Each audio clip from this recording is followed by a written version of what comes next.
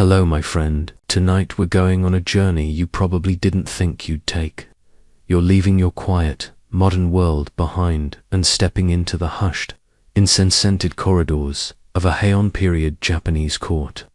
A place of extraordinary beauty and equally extraordinary secrets.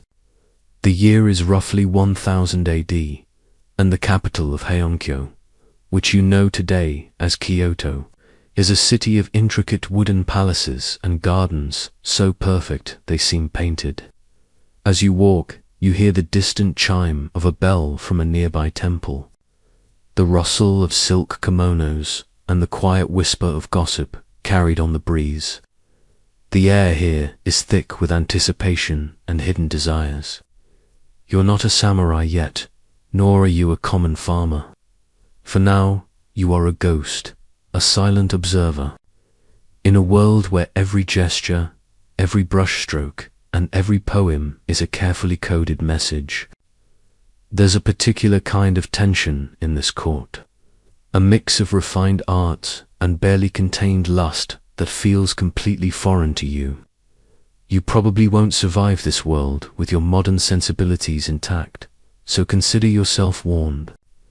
The rules of love and sexuality here are a labyrinth of social conventions and secret passions. So, before you get comfortable, take a moment to like the video and subscribe, but only if you genuinely enjoy what I do here. Tell me where you are and what time it is for you in the comments, and we can all share this moment together. Now, dim the lights, and let's ease into tonight's journey together. You find yourself in the inner sanctum of the Imperial Palace, the very heart of the Heian court. This is a world where men and women are rarely seen by one another. They live behind screens and curtains, communicating through poetry, scrolls, and sometimes a barely glimpsed silhouette. It's a game of intellectual and emotional chess, a world where the power of a well-turned phrase or a perfectly selected kimono can win a lover more surely than any physical act. You watch as a young court lady, dressed in a magnificent 12-layer kimono called a junahito, composes a reply to a poem she received earlier in the day. The poem was left on a blossoming plum branch, a delicate symbol of the poet's intentions. This isn't just about pretty words. It's a test of her wit, her education, and her emotional intelligence. The wrong response could end the flirtation before it even begins. Her name is Seishonigan, a real historical figure, and the author of the Pillow Book, a fascinating collection of personal notes, observations, and lists. In its pages, she gives us a peek into the inner workings of this bizarre, romantic, and often cruel society. You read her words as if they were your own thoughts, feeling the cool paper under your fingers. She describes a lover's visit, not with explicit detail, but with what happens the morning after. She writes about the delightful moment when a lover, having spent the night, must leave quietly before dawn, his departure an act of refined melancholy. She doesn't need to tell you what happened in the night itself. The atmosphere, the description of his lingering scent, and the rustle of his clothes makes it perfectly clear. What's truly striking is the power of language in this world. A single misplaced word could ruin a reputation. A perfectly crafted poem, on the other hand, could earn you a lover's favor or a promotion at court. These interactions were almost entirely cerebral, a thrilling dance of innuendo and suggestion. You see how a woman's fan, held just so to hide her face, could convey a world of meaning. It's a game of shadows and whispers and sex. It was a part of this dance, a physical culmination of a long, poetic courtship, but it was almost never the main event. It was a secret, whispered thing, rarely described in the open. The poetry and the art were what mattered most. It's a world, away from a modern dating app, where a person's face and a short bio are all you have to go on. Here, a person's intellect and artistry were their most potent aphrodisiacs. Historians still argue whether, say, Shonagon's writings are a factual account of her life or a semi-fictionalized ideal of courtly love. Maybe she's just giving us a polished version of events, a sort of ancient, pre-social media highlight reel. We'll probably never know for sure. What we do know is that her writing gives us a window into a culture where the art of seduction was as revered as the art of war. She talks about the importance of a man's clothing, the way he smelled, and the sound of his voice. She even has a list of things that lose by being painted, and you can almost feel her witty sarcasm. The pillow books themselves were not just diaries, they were collections of thoughts, observations, and literary musings. Some believe they were literally kept in the pillow box or beside the pillow, a private space for a woman's innermost thoughts. This tiny peek behind the curtain is one of the few ways we can truly understand the emotional lives of these court ladies, who were otherwise hidden from the public eye. And so, as dawn breaks, you see the courtier from the night before slip away, his silk robes disappearing into the morning mist. He leaves behind a poem, a fresh sprig of plum blossom, and a memory. The lady smiles to herself, her face hidden behind her fan, and you understand that in this world the true passion lay not in the act itself, but in the lingering aftertaste of poetry and the promise of a clandestine return. The delicate, poetic world of the Heian court fades like a morning mist, and you are propelled forward in time. The year is now the 17th century, the Edo period, and the air is no longer filled with the scent of plum blossoms and ink. Instead, you smell the briny tang of the sea and the smoky scent of charcoal fires. You stand on a crowded street in Edo, a city humming with commerce, ambition, and a different kind of pleasure. This is the Yoshiwara, the pleasure quarter, and it's a world meticulously crafted for desire. As you walk down the main street, the Nakancho, you're surrounded by a vibrant tapestry of sights and sounds. There are lanterns glowing with soft light, cherry trees in full bloom, and the chatter of men from every walk of life, merchants, samurai, artists, all here for the same purpose. Tonight, you're not a silent observer in a palace. You're a curious visitor, walking into one of the grandest establishments. The courtesans here aren't the secretive, poetry-writing ladies of the past. They are icons of fashion, art, and wit, and they hold a power all their own. The most revered of these women were the Oiran, and tonight, you're here to witness the bizarre and theatrical ceremony of their procession. The Oiran do cho. You find a spot along the street, among a throng of onlookers. The crowd hushes as the procession begins. The Oiran doesn't just walk, she glides. She wears a towering wig and an impossibly heavy kimono, often weighing more than 40 pounds. Her face is a porcelain mask of white makeup, her lips a tiny, perfect red bloom. What truly captures your attention are her shoes, enormous, black lacquer clogs called Sanjo Geta, which force her to walk with a distinct, slow, figure-eight pattern. It's a walk of immense grace and power, a performance in itself. She doesn't look at the crowd. Her gaze is fixed forward, conveying a sense of untouchable dignity. This isn't just a walk, it's a spectacle of status. To become an Oiran, a woman had to be a master of the arts. She needed to be a poet, a musician, a calligrapher, and a conversationalist par excellence. A man couldn't simply walk in and buy her company. He had to be chosen. The process was a ritual of 3 encounters, known as the Satlenkai. The first time, he would be treated with a cool indifference, a test of his patience and worth. The Oiran would sit far from him, barely acknowledging his presence. The second time, if he passed the first test, she might sit a little closer. Only on the third visit, after proving his seriousness and wealth, would she finally accept him as a patron.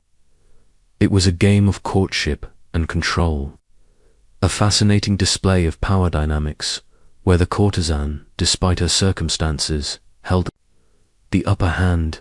Historians still argue whether the elaborate and demanding rituals surrounding the Oiran were a genuine reflection of their power, or simply a theatrical means to justify their exorbitant fees. Was it a way for them to reclaim some agency in a world that had taken it from them, or was it just another layer of the luxurious illusion? You notice the smaller details that speak volumes. Her entourage includes young apprentice courtesans, called camero, and a male servant to carry her belongings. It's a small court, a traveling palace of sorts. You watch as she passes, and you can't help but be struck by the contradiction. Here is a woman who, on one hand, is a captive in this district, yet, on the other, she is a celebrity, a trendsetter, a figure of cultural importance. The woodblock prince of the day, known as Ukiyo-e, often featured the most famous Oiran, cementing their status as fashion icons and objects of fascination. It's a bizarre system, a whole city within a city, designed to contain and control desire. The Yoshiwara was a legal, walled-off district, a fantasy land where social norms could be temporarily set aside.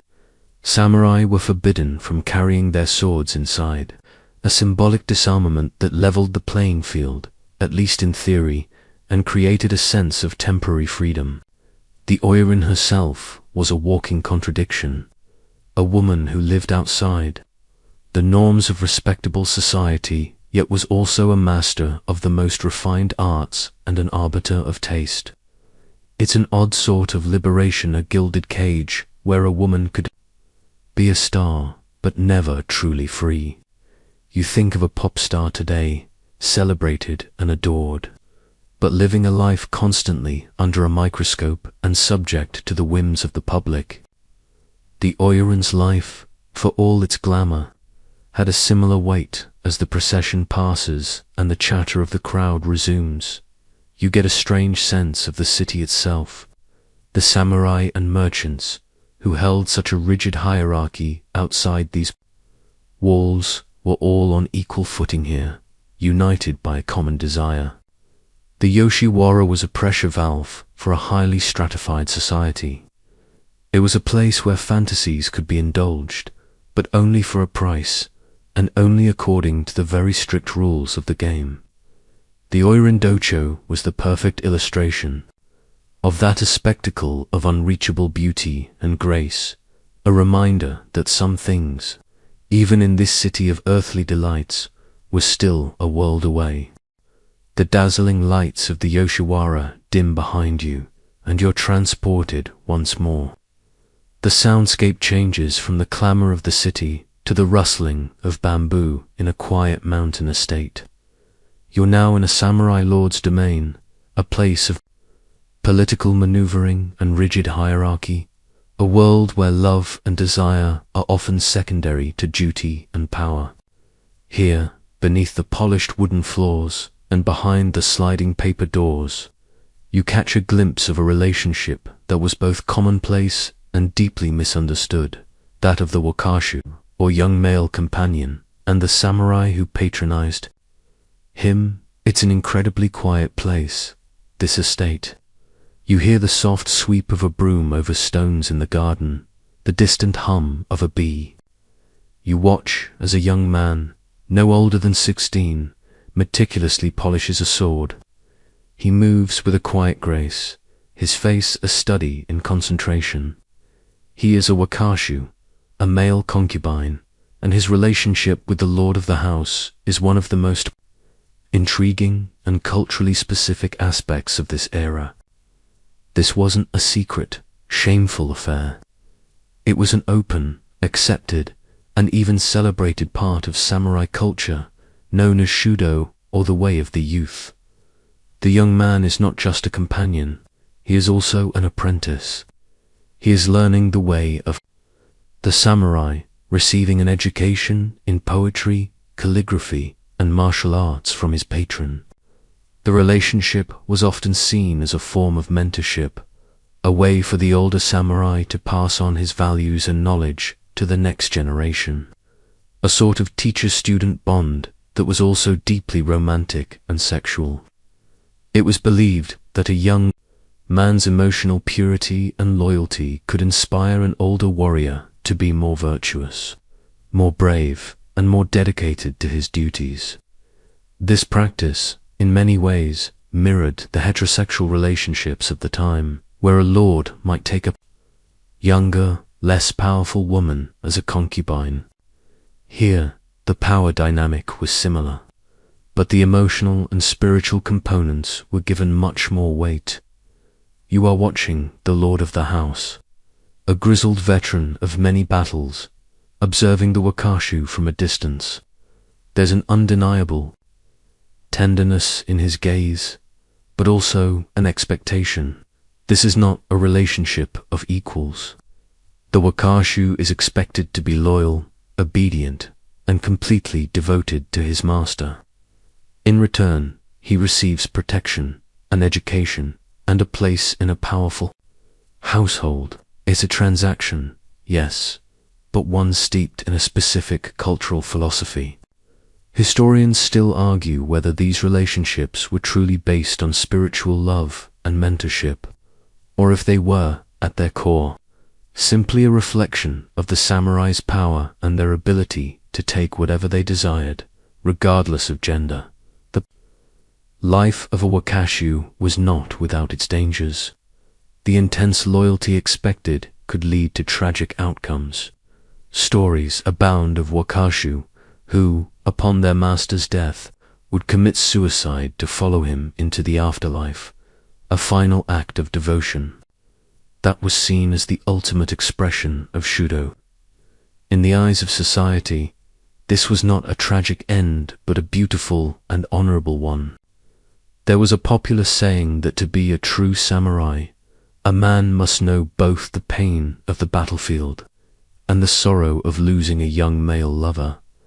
You find yourself contrasting this with other ancient cultures you've learnt about, unlike the male concubines in ancient Greece who often faced social stigma and a lack of legal rights.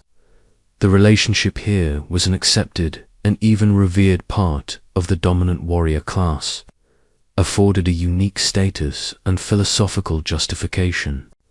It was a respected tradition, not a marginalized practice. As the Wakashu finishes polishing the sword, he presents it to his master, who accepts it with a slight, almost imperceptible nod of appreciation. This quiet moment holds more meaning than 1,000 words. It speaks of a bond forged in loyalty, duty, and a love that was defined by the unique, often brutal, world of the samurai. It was a love that was supposed to make a warrior better, stronger, and more virtuous, even if it meant sacrificing his own life for it. You can almost feel the weight of this expectation in the air, a heavy and silent pressure that hangs over the beautiful, manicured gardens. The quiet intensity of the samurai estate recedes, and you are led by an unseen force to a new setting. The year is still the Edo period, but the atmosphere is completely different. The air here smells of old books and incense, and the sound is the low, rhythmic chanting of monks. You are standing in a Buddhist temple, a place of spiritual contemplation and aesthetic beauty. Here, among the peaceful gardens and gilded statues, you are about to uncover another layer of feudal Japan's complex and often bizarre sexual practices. The relationships between samurai and young temple acolytes, known as Chigo. These were not just boys studying to become monks. They were often the sons of noble families, sent to the temple to receive a prestigious education in letters, arts, and religion.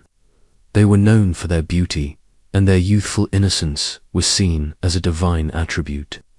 Their lives were a blend of spiritual discipline and worldly refinement. They learned to compose poetry, perform elegant dances, and master the art of conversation. They were, in essence, the very personification of a fleeting, ethereal beauty. This spiritual and aesthetic appeal made them objects of adoration, not just for the monks who mentored them, but also for the samurai who visited the temples. For a samurai whose life was one of constant discipline, violence, and the cold reality of death, the Chigo represented a kind of pure, untainted beauty and a respite from the harshness of their world. These relationships, much like those with the Wakashu, were seen through a spiritual lens. A samurai's affection for a Chigo was often interpreted as a quest for spiritual purity and enlightenment. The love was considered a kind of a path to the divine, an earthly expression of a deeper spiritual yearning. You are watching a samurai, his face scarred and his posture rigid from years of battle, sitting in a quiet room with a young Chigo.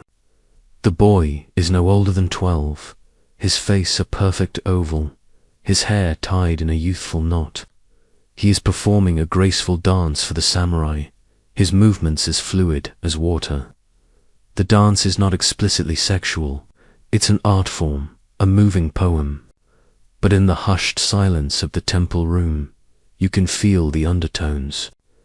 This is a ritual of aesthetic appreciation that blurs the lines between art, love, and spiritual devotion. Historians still argue whether the spiritual justifications for these relationships were a genuine belief system or a convenient excuse to indulge in desires that might otherwise have been frowned upon. Was it a sacred love, or simply a power dynamic disguised by religious piety? We can't know for certain, but we do know that these relationships were a recognized and documented part of the era. The very concept of a Chigo had a double meaning, referring both to a beautiful temple boy and to an object of desire. This practice stands in stark contrast to the rigid class structures of the time. While the samurai was the epitome of power and privilege, the Chigo, despite his noble birth, was still a boy, a servant of the temple. The power dynamic was clear, yet the affection could be genuine. It was a bizarre mingling of the sacred and the profane, a unique cultural phenomenon that could only have existed in a world that saw no contradiction between a warrior's brutal duty and his quest for spiritual enlightenment. The delicate flirtations and poetry you witnessed earlier in the Heian court seem like a world away from the solemn, spiritual undertones here. The Heian world was about intellectual play and refined artifice, while this world is about finding a momentary beauty and purity in a life of hardship and violence. It's a testament to the sheer diversity of sexual and romantic relationships. In feudal Japan, this was a society that had a distinct and accepted space for same-sex love. A far cry from the modern world's often tumultuous history with the same topic as the Chigo finishes his dance and bows. The samurai does not clap. He simply sits in silent contemplation, his eyes closed. The moment is over, but the feeling lingers. The beauty of the boy, the solemnity of the temple, and the warrior's silent reverence all combine into a complex picture of a society where love and desire were not always what they seemed, and could be found in the most unexpected of places. It's a reminder that beneath the surface of every culture, there are private worlds and personal stories that defy our simple labels and expectations. The solemnity of the temple and the quiet grace of the Chigo dissolve into the bustling, vibrant energy of a new setting. You're now in a workshop in Edo, a place where the air smells of rice paste and fresh ink, and the rhythmic thump of a baron on a woodblock provides a steady heartbeat for the city. You've left the spiritual and the secretive behind and entered the world of the commercially produced and widely consumed. This is the world of Ukiyo-e, or pictures of the floating world, and we're here to talk about its most popular and most explicit genre, Shunga, or spring pictures. These weren't just dirty drawings. Shunga were highly detailed, explicit erotic woodblock prints, but they were also a major part of the cultural landscape. They were produced by the very same master artists you know today, the ones whose work hangs in museums. Can you imagine? The guy who gave us the Great Wave off Kanagawa was also busy sketching incredibly detailed and often hilarious erotic scenes. This mainstream historical fact is a testament to how integrated and accepted this genre was. Shunga were not a fringe activity. They were a booming business. You're watching a master printer, his face a study in concentration, as he applies a thin layer of black ink to a meticulously carved woodblock. The level of detail is astonishing. Every line, every expression, every fold of fabric is rendered with incredible precision. But what truly sets Shunga apart is the humor. They often exaggerated features to almost comical proportions, and they showed people from every walk of life. A samurai and a courtesan, a merchant and his wife, even sometimes a monk and a nun. Everyone, it seemed, was fair game for the artist's eye. This democratic approach to desire was a delightful and unexpected twist in a society so obsessed with rigid social classes. A quirky, almost unbelievable tidbit about Shunga is that they were considered good luck charms. People would carry them in their pockets or store them in their homes, believing they would protect them from disaster, especially fire.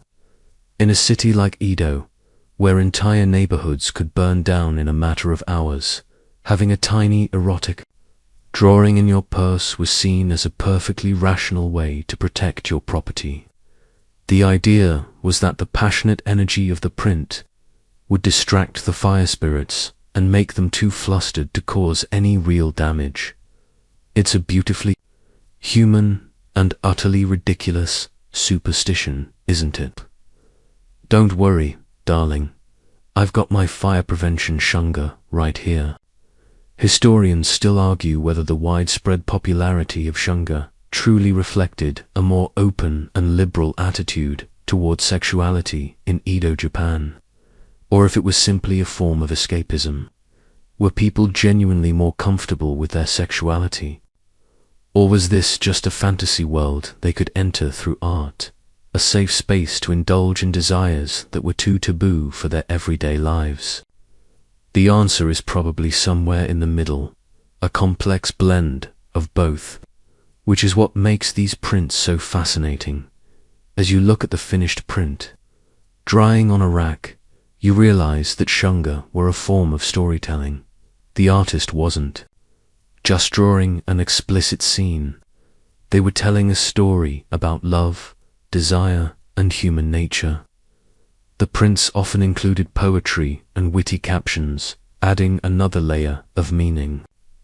They were a secret language passed from hand to hand, a way for people to connect with each other on a deeply personal level, beyond the constraints of social class or rigid etiquette.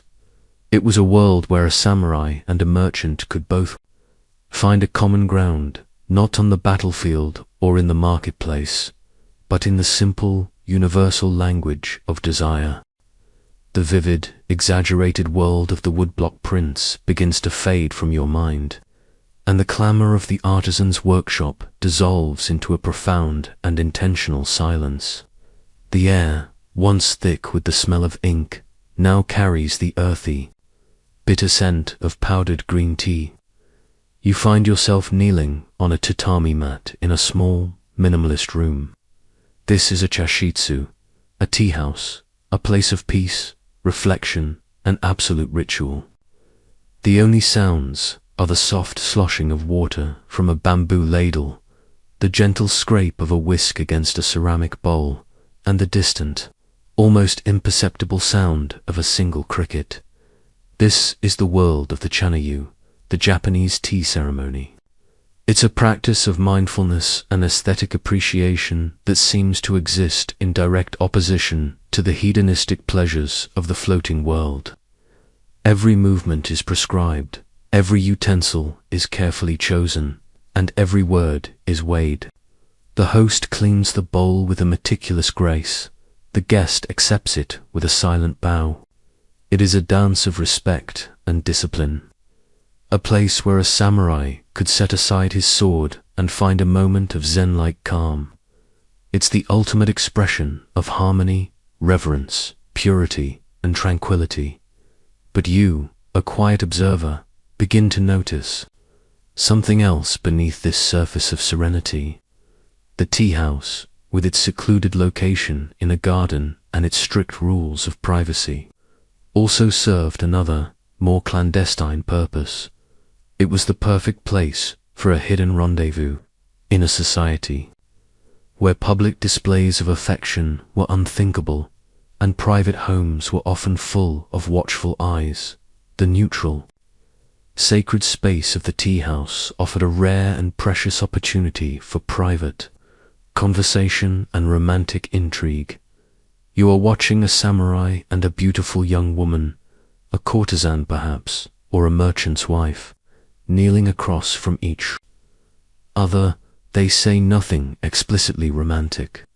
Their conversation is about the beauty of the teacup, the quality of the matcha, the passing of the seasons.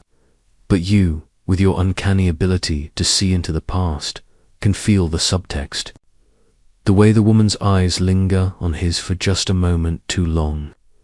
The way the samurai's hand trembles slightly as he accepts the bowl. Every polite gesture, every piece of formal dialogue seems to carry a double meaning, a second, secret conversation taking place just beneath the surface.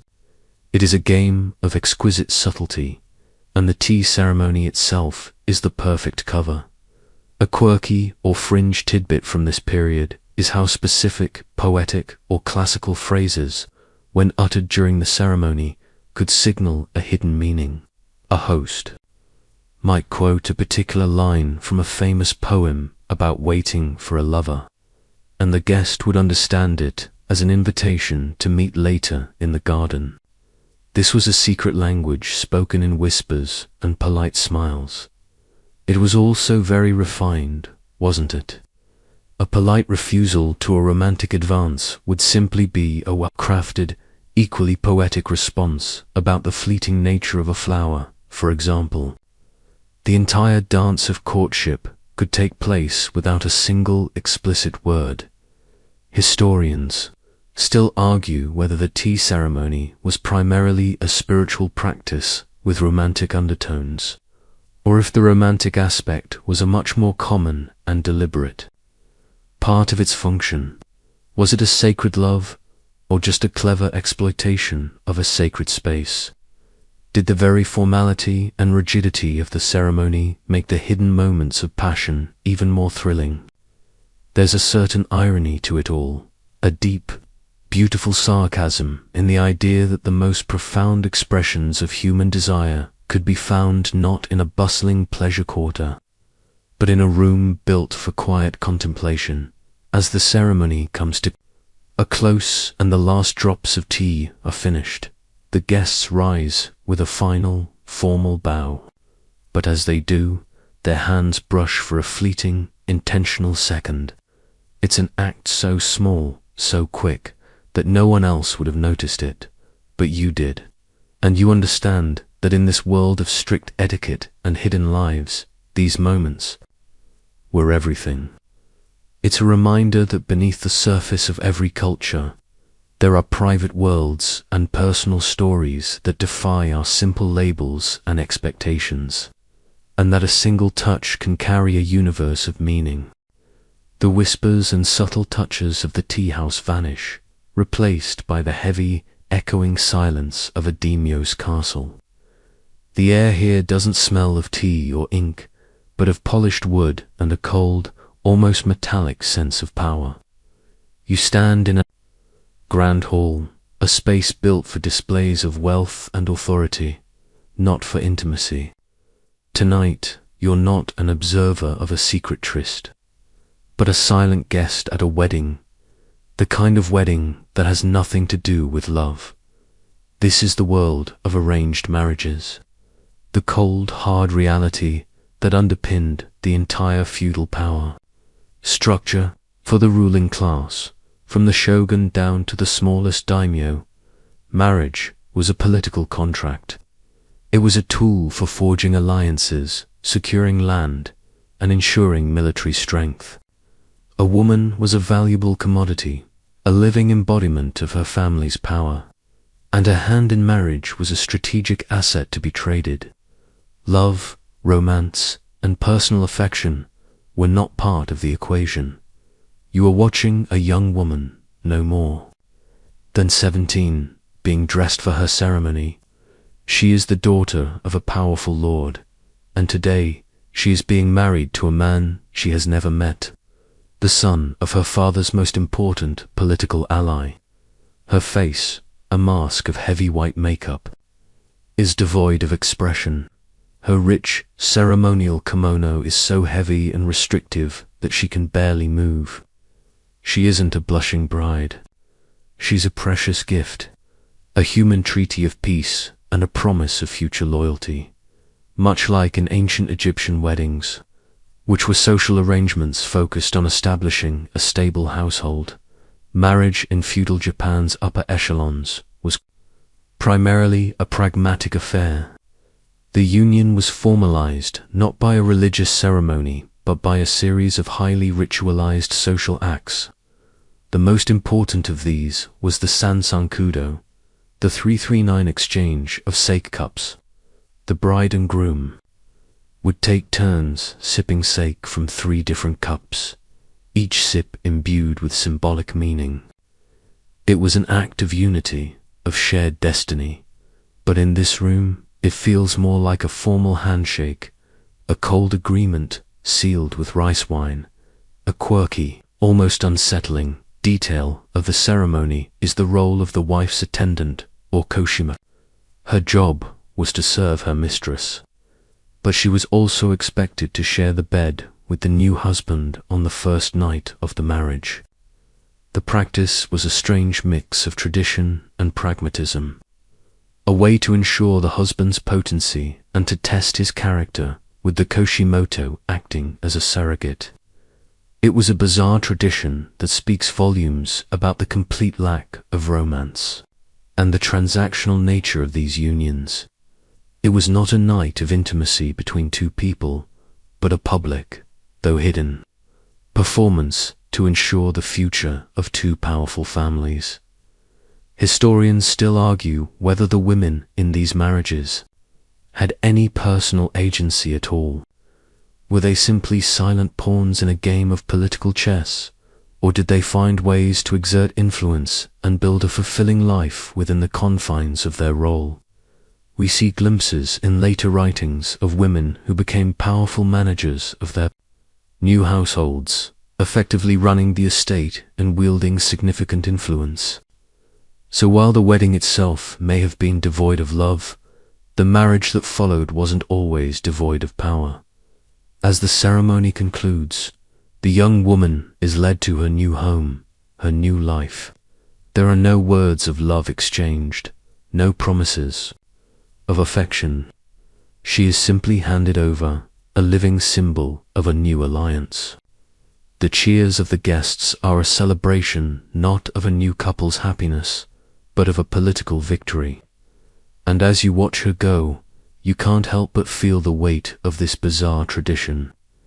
In a world where love was a secret and whispered thing, marriage, the supposed pinnacle of human connection, was often its coldest, most calculated form.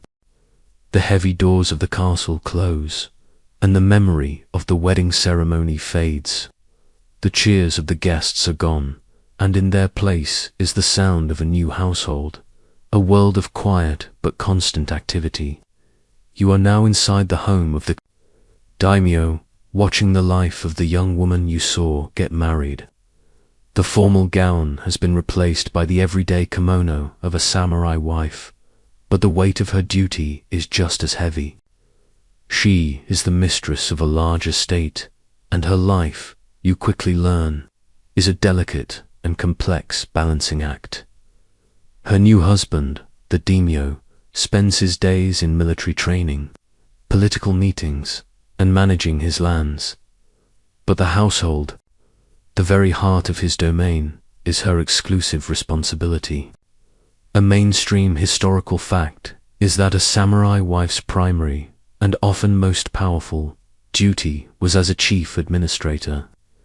She oversaw the servants, managed the finances, handled supplies, and organized all domestic affairs. The smooth, efficient running of the household was a direct reflection of her husband's honor and status. You watch her calmly giving orders, her voice soft but firm, her posture unwavering. It's a job that requires not just intelligence, but political savvy, as she often mediates disputes among staff and manages the family's social relationships. But there is one duty that eclipses all others, a silent and unspoken pressure that hangs over her every action, the need to produce an heir. The survival of the family name, the continuation of the line, and the stability of the entire domain rest on her ability to bear a son. You can see it in the way she looks at her husband, in the way she smiles for the sake of the family, and in the quiet prayers she offers at the family shrine. The pressure is immense. And you know, because you are a quiet observer of this world, that failure to produce a male heir is a major cause for a husband to take a concubine or, in rare and devastating cases, to divorce her. It's a bizarre tradition, isn't it? A woman's entire worth, her love, her intelligence, her skill as a manager, all of it could be overshadowed by the biological luck of the draw. A quirky, almost unbelievable tidbit is that while a samurai wife's life was primarily domestic, she was also expected to be prepared for war. Many noble women receive training in martial arts, specifically in the use of the naginata, a long-bladed pole weapon. This wasn't for her to go to battle, oh no. This training was for her to defend the home, her children, and the family honor should the castle be attacked while her husband was away. So, as she calmly oversees the accounts and arranges the servants' tasks, you can see in her posture a quiet, steel-like strength, the potential of a warrior ready to defend her home with her life. It's a fascinating and deeply contradictory duality. Historians still argue whether the role of household manager granted these women genuine power, or if it was simply a more elaborate form of confinement. Was their administrative authority a real form of influence, allowing them to shape the household's destiny, or were they just highly skilled servants for a patriarchal system? Did they have any voice at all in the larger political decisions that their husbands made, or were they simply a reflection of their husband's will? The lines are so blurred, you can feel the tension in the air, and so, as the day winds down and the samurai wife prepares for bed, her face finally free of the social masks she wears, you get a sense of her silent strength. She is not a pawn. Not entirely. She is a woman who, in a world of rigid duty and expectation, has found a way to not just survive, but to run her world with an iron will. She is the silent engine of the samurai house, a figure of incredible responsibility and quiet power, a woman whose true life lies in the unseen and the unspoken. The heavy atmosphere of the samurai household lifts, and you are swept away into a world of light, music, and exquisite artifice. The quiet rustle of a samurai wife's kimono is replaced by the soft shuffle of geta on a polished wooden street, and the air, once thick with quiet duty, now smells of jasmine, expensive sake, and fine perfumes. You are in a Hanamachi, a geisha district, a place where art, wit, and beauty are the currency of the night. Tonight, you're not an observer of a secret political marriage or a clandestine tea ceremony. You're watching a different kind of ritual, one performed by women who are masters of their craft. You see them walking, their faces a perfect mask of white powder, their kimonos a breathtaking swirl of silk and color. These are the geisha, and their world, you quickly learn, is a fascinating blend of public performance and private sacrifice. Mainstream, historical fact that often gets lost in translation, is that a geisha was not a courtesan. This is a crucial distinction. The courtesans of the Yoshiwara, like the high-ranking Oiran we saw earlier, were professional sex workers. A geisha, however, was a professional entertainer, an artist. She was trained from a young age in the traditional Japanese arts, music, dance, poetry, and the art of conversation. Her job was to provide intellectual and emotional companionship, to be the perfect hostess who could make a powerful man forget his troubles, not in a bedroom, but in a tea room or banquet hall. She was a living piece of art, but in a world built on the illusion of intimacy, love itself was often forbidden. The unspoken rule was that a geisha could not fall in love with her clients. Her purpose was to be a mirror, reflecting a man's desires back at him, but never to truly share them. This created a strange and powerful tension. A geisha's greatest skill was to make a man feel like he was the only person in the world, to make him feel a deep, personal connection. Yet, she had to do this without letting her own heart get involved. She was a master of the performance of affection, but forbidden from the real thing. It's a bit like a Shakespearean actor who has to play a tragic lover every night but is not allowed to feel a single tear for his co-star. The performance had to be perfect, even if the emotions were entirely fabricated. A quirky and frankly bizarre historical tidbit is the Mizwaj ceremony, a practice that, while later banned, was a significant part of a geisha's early career. The ceremony involved a wealthy patron paying a large sum to deflower a young geisha, a ritual that marked her transition to a full-fledged geisha. It was a formal, public sign that she was now a woman of status, and the money earned would go to pay off the debts of her training. It's a strange contradiction, isn't it? A woman whose job was to be an artist and entertainer had to go through a deeply intimate and transactional ritual to be considered a master of her craft. It highlights the deeply complex and often conflicting forces at play in her life. Historians still argue whether the forbidden love was a genuine restriction or simply part of the romantic mystique of the geisha. How often were these rules actually broken? Did geisha and their patrons secretly fall in love? And if so, what were the consequences? The stories and legends suggest that true love, while rare, was not impossible, and a geisha might find a patron who would become her dana or long-term financial supporter, a relationship that could sometimes lead to a deeper, more romantic bond.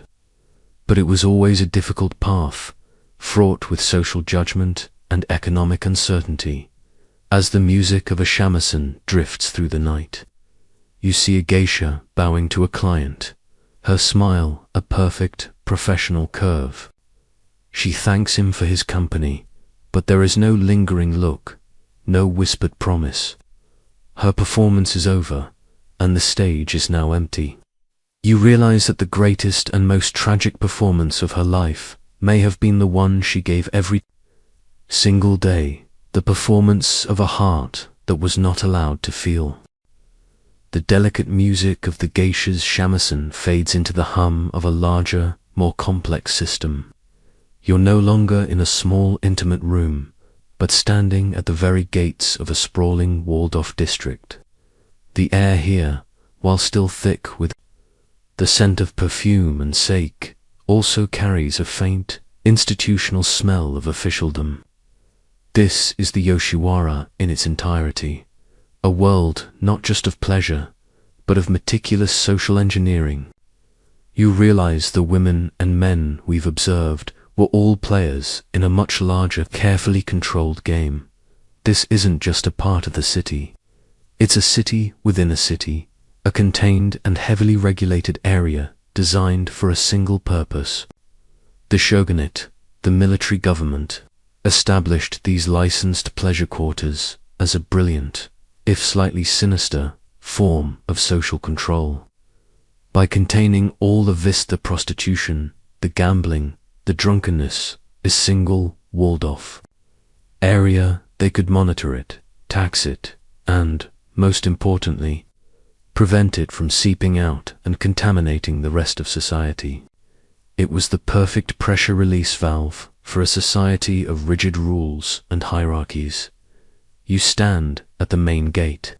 The human, a formidable structure that looks more like a fortress entrance than a doorway to a good time. A mainstream historical fact about the Yoshiwara is that once the gates closed at night, no one could enter or leave until morning. This created a peculiar sense of being in a liminal space, a separate world with its own rules and its own time. If a merchant got too caught up in the festivities and missed the final bell, he was trapped inside until dawn. It was a charming way to encourage people to spend more money, wasn't it? The district's layout was designed to keep patrons inside and confuse them if they tried to leave. The streets were deliberately curved and confusing, and the most expensive houses were located deep within the complex. It was a maze of desire, designed to part a man from his money as efficiently as possible. But there was a bizarre social leveling that occurred within these walls. Remember how a samurai was the epitome of power and privilege. Here, all samurai had to leave their swords at the main gate.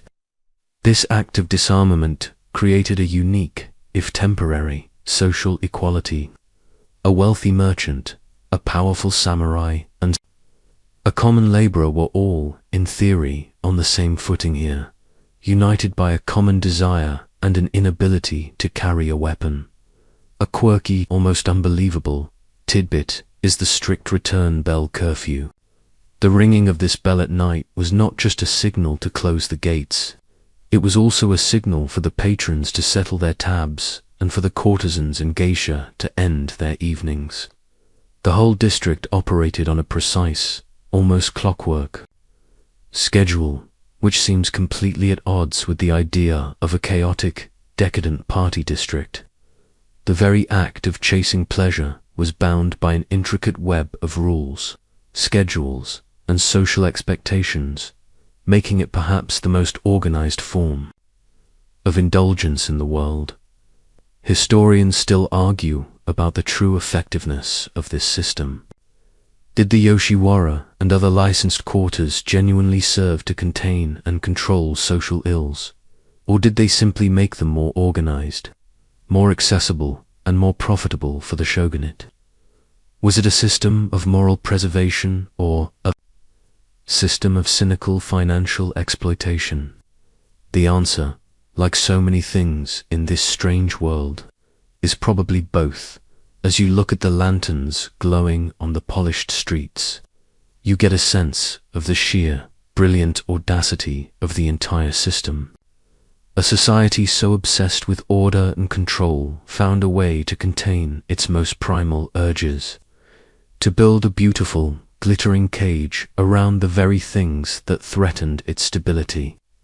It was a place of dreams and of secrets, of art and of commerce, all bound together by the invisible threads of power and regulation. And as the final bell rings out, you know that for all the freedom of a night in the floating world, the walls were always there, a constant reminder of the order that lay just outside. The walls of the Yoshiwara dissolve, and the finality of the return bell's chime gives way to an unsettling quiet. You're back on the streets of Edo, but the feeling of freedom has evaporated. Now there's a new presence, an unseen weight, an invisible gaze that follows you. It's the feeling of being watched, not by a curious neighbor, but by a system.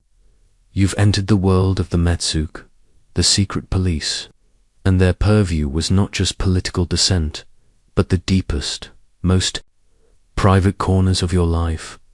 This was an era of intense social control, and the Tokugawa shogunate was brilliant at it. The pleasure quarters were one part of the system, a physical cage for vice, but the Metsuke were another, an invisible net cast over the entire country.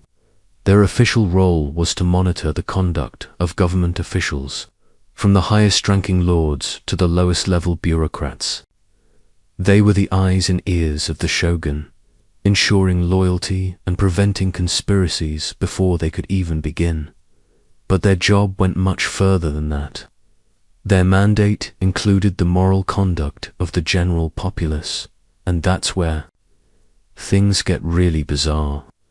This wasn't just about keeping the peace. It was about enforcing a rigid moral code that extended into the private lives of ordinary people. You can almost feel it in the air, a sense of tension in every hushed conversation. Adultery was considered a grave sin, a betrayal not just of a spouse, but of the social order itself, a forbidden relationship between a person of a higher class and a person of a lower one could be seen as a threat to the entire caste system. The Metsuke and their extensive network of informants were the invisible enforcers of these private, intimate laws. You were watching a scene unfold in a quiet neighborhood. A woman is talking to a man who is not her husband. They are not touching, not even smiling much. It's just a simple, innocuous conversation in the street. But you can feel the tension. They are being watched from a nearby window by an elderly woman, a quiet member of the community. She is an informant. In this world, a person's private life was a public concern, and loyalty to the shogunate could be demonstrated by reporting on your neighbor's transgressions. A quirky and deeply unsettling tidbit is that this system of spying created a pervasive atmosphere of suspicion where no one could be truly trusted, not even family. It turned an entire society into a collection of potential spies, all watching each other. A mainstream historical fact is that the Metsuke's power was considerable, but their existence was also an open secret. Everyone knew they were there, and this knowledge was often as effective a deterrent as any punishment. It was a clever psychological tool, a government's way of saying, we don't need to be everywhere. You just have to believe we might be. It was a form of control that existed in the mind as much as it did in the real world. Historians still argue about the true effectiveness of the Metsuke in controlling private morality. Were they truly able to stamp out illicit affairs and forbidden loves, or did they simply drive these things deeper into the shadows, making them more secretive and, perhaps, more thrilling? It's a testament to the stubbornness of human nature, isn't it? The more a government tries to legislate love and desire, the more creative people become in their pursuit of it. This whole system of surveillance, of walls and spies, was a bizarre and elaborate attempt to control the one thing that has always been uncontrollable, the human heart, and as you fade from this world of quiet suspicion, you wonder if they ever truly succeeded.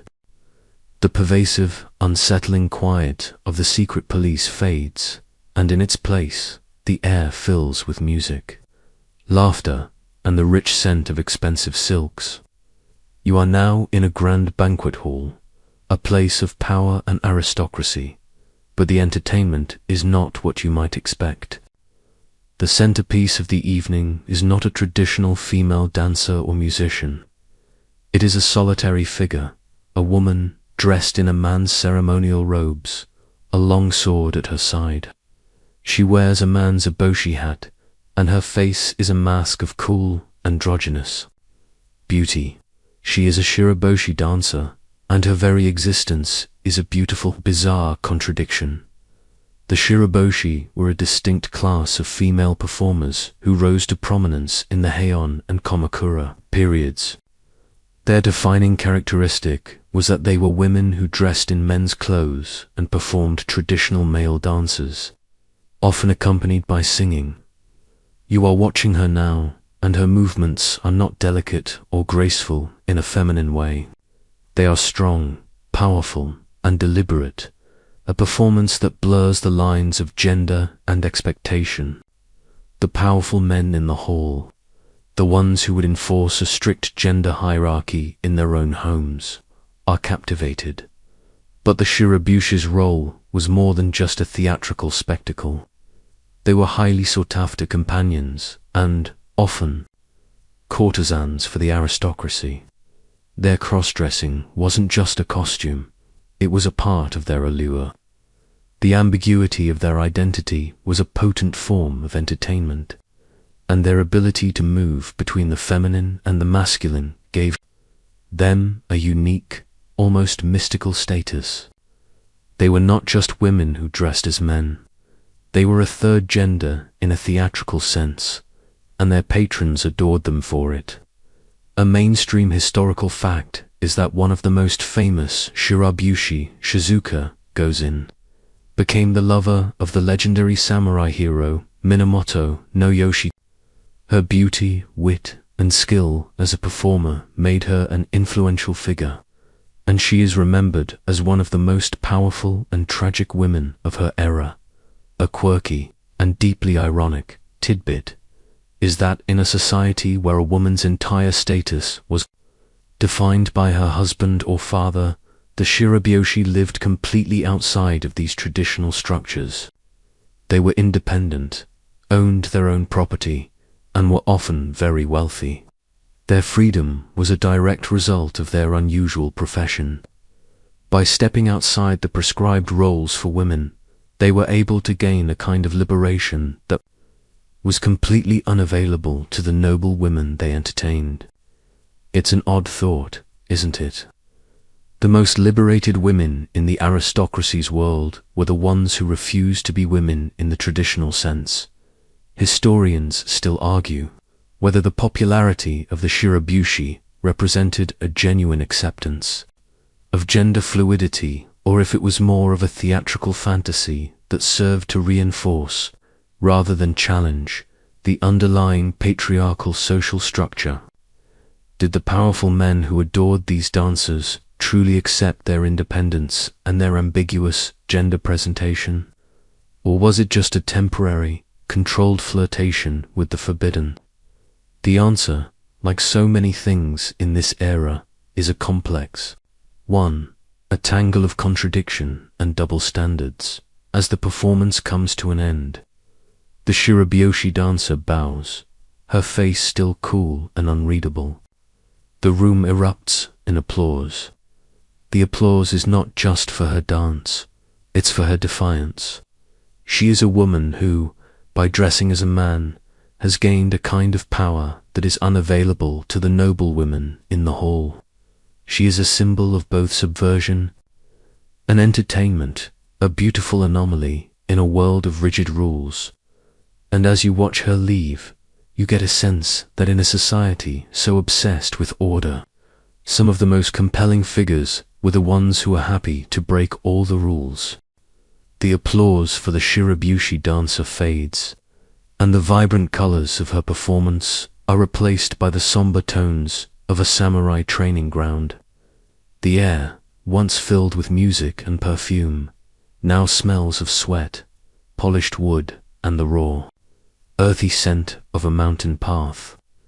You've left the world of theatrical performance and entered a place of stark, disciplined reality. Tonight, we're taking a deeper look at the practice we touched on earlier, the tradition of male-male love among the samurai, but this time we're going to examine its philosophical core. This is the world of Shudō, or the way of the youth, and it was a practice as deeply ingrained in the samurai's code of honor as their skill with a sword. Shudō was not a casual or spontaneous act. It was a formal and highly structured tradition. It was an essential part of a young samurai's education and moral development, a way for an older, experienced warrior to guide a younger apprentice. The relationship was not one of equals. The older samurai or ninja was a mentor and a protector, and the younger apprentice, the Wakashu, was expected to be loyal, obedient, and devoted to his master. But what makes Shudō so unique is that this mentorship was cemented by a deep, romantic, and often sexual bond. This relationship was seen as a way to forge a bond of loyalty that was stronger than any other, a loyalty that could withstand the trials of the battlefield and the temptations of the world. Mainstream historical fact about Shudō is its explicit link to the samurai code of honor, Bushido. The relationship was believed to foster qualities essential for a warrior: self-control, discipline, loyalty, and a willingness to die for one's lord. The physical and emotional intimacy was not seen as a weakness, but as a way to deepen the spiritual bond between the two men. It was a love that was supposed to make a warrior better, not distract him. The famous samurai text, Hogakure, even praises this form of love, suggesting that the love between a man and a boy was a purer, more loyal, and more honorable bond than that with a woman, which was seen as potentially distracting and domesticating. You are watching a scene on a quiet path. A young samurai apprentice, no older than 16, is walking a few paces behind his older master. There are no words being exchanged, but the silence is not empty. It's filled with a quiet understanding, a mutual respect forged in shared discipline and a deep personal connection. The older samurai is not just his lover. He is his teacher, his protector, his lord. The younger man is not just his lover. He is his student, his loyal companion, and a living testament to his honor. The relationship is a bizarre blend of the paternal, the romantic, and the militaristic, all wrapped up in a strict, unbending code of honor. A quirky and deeply romantic tidbit is the literary legacy of Shudō. It was a popular theme in literature and art, often depicted in a highly tragic light. Stories and poems were written about young apprentices who, upon their master's death, would commit suicide to follow him into the afterlife, a final and beautiful act of devotion. This was not seen as a tragic waste of a life, but as the ultimate expression of Shudō, a love that transcended even death itself. It was a love that was meant to be immortal, a romantic ideal that has fascinated scholars for centuries. Historians still argue whether this philosophical ideal of Shudō was a true representation of the relationships or a post hoc justification. Was it a genuine spiritual and philosophical ideal, or was it a convenient way for a patriarchal, militaristic society to legitimize and control the power dynamic between older and younger men? It's a fascinating and complex question. You can't help but wonder if the men in these relationships truly saw them as a path to enlightenment, or if they were just doing what was accepted and expected of them.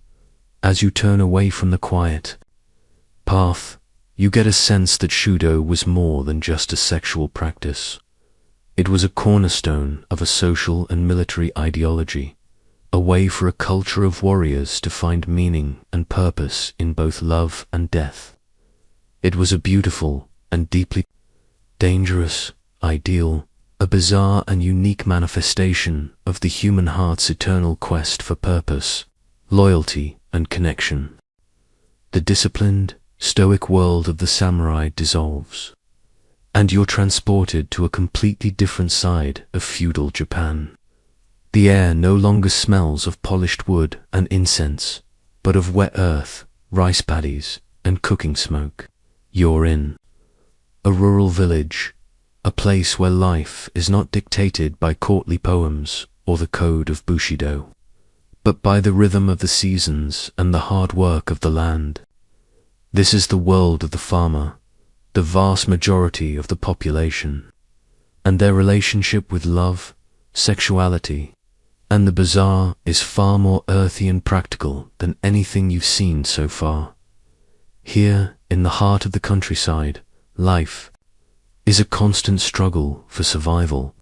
A good harvest means the difference between a full belly and starvation. The continuation of the family line means a steady supply of labor for the fields. For the farmers, sexuality was not a philosophical ideal or a form of political maneuvering. It was a powerful and often bawdy force of nature, inextricably linked to the fertility of the land itself. A mainstream historical fact is that, for rural communities, the sexual act was not just about pleasure. It was a deeply symbolic and practical part of life, a way to ensure the continuation of both the family and the harvest. A curious tradition you'll find in these villages is the practice of building large, sometimes humorous, phallic symbols for local festivals. These were not hidden away. They were paraded through the streets, a very public display meant to invoke the gods of fertility and ensure a bountiful rice crop. You watch as a group of men and women, laughing and joking, carry a massive wooden phallus down a village path, the air filled with their boisterous songs. This is a far cry from the subtle gestures of the Heian court or the quiet discipline of a samurai dojo, isn't it? Here, sex is out in the open, celebrated in its most raw and unrefined form, a powerful, magical force that is vital to the community's survival. It's still a point of discussion among academics, whether these folk practices were a form of religious belief or simply a practical and often bawdy way for a community to cope with the hardships of rural life. Were the farmers genuinely believing that a giant wooden phallus would make the crops grow, or was it a form of communal celebration that just so happened to have a strong sexual theme? The answer is probably a mixture of both, a reflection of a world where superstition and pragmatism went hand in hand. This culture saw nothing contradictory in working the fields all day and then celebrating the life-giving forces of nature with a loud, boisterous, and very public display of sexuality. You can see the difference in the way people interact. There is a directness here that was completely absent from the court. A young man and woman working side by side in the fields can joke and flirt openly.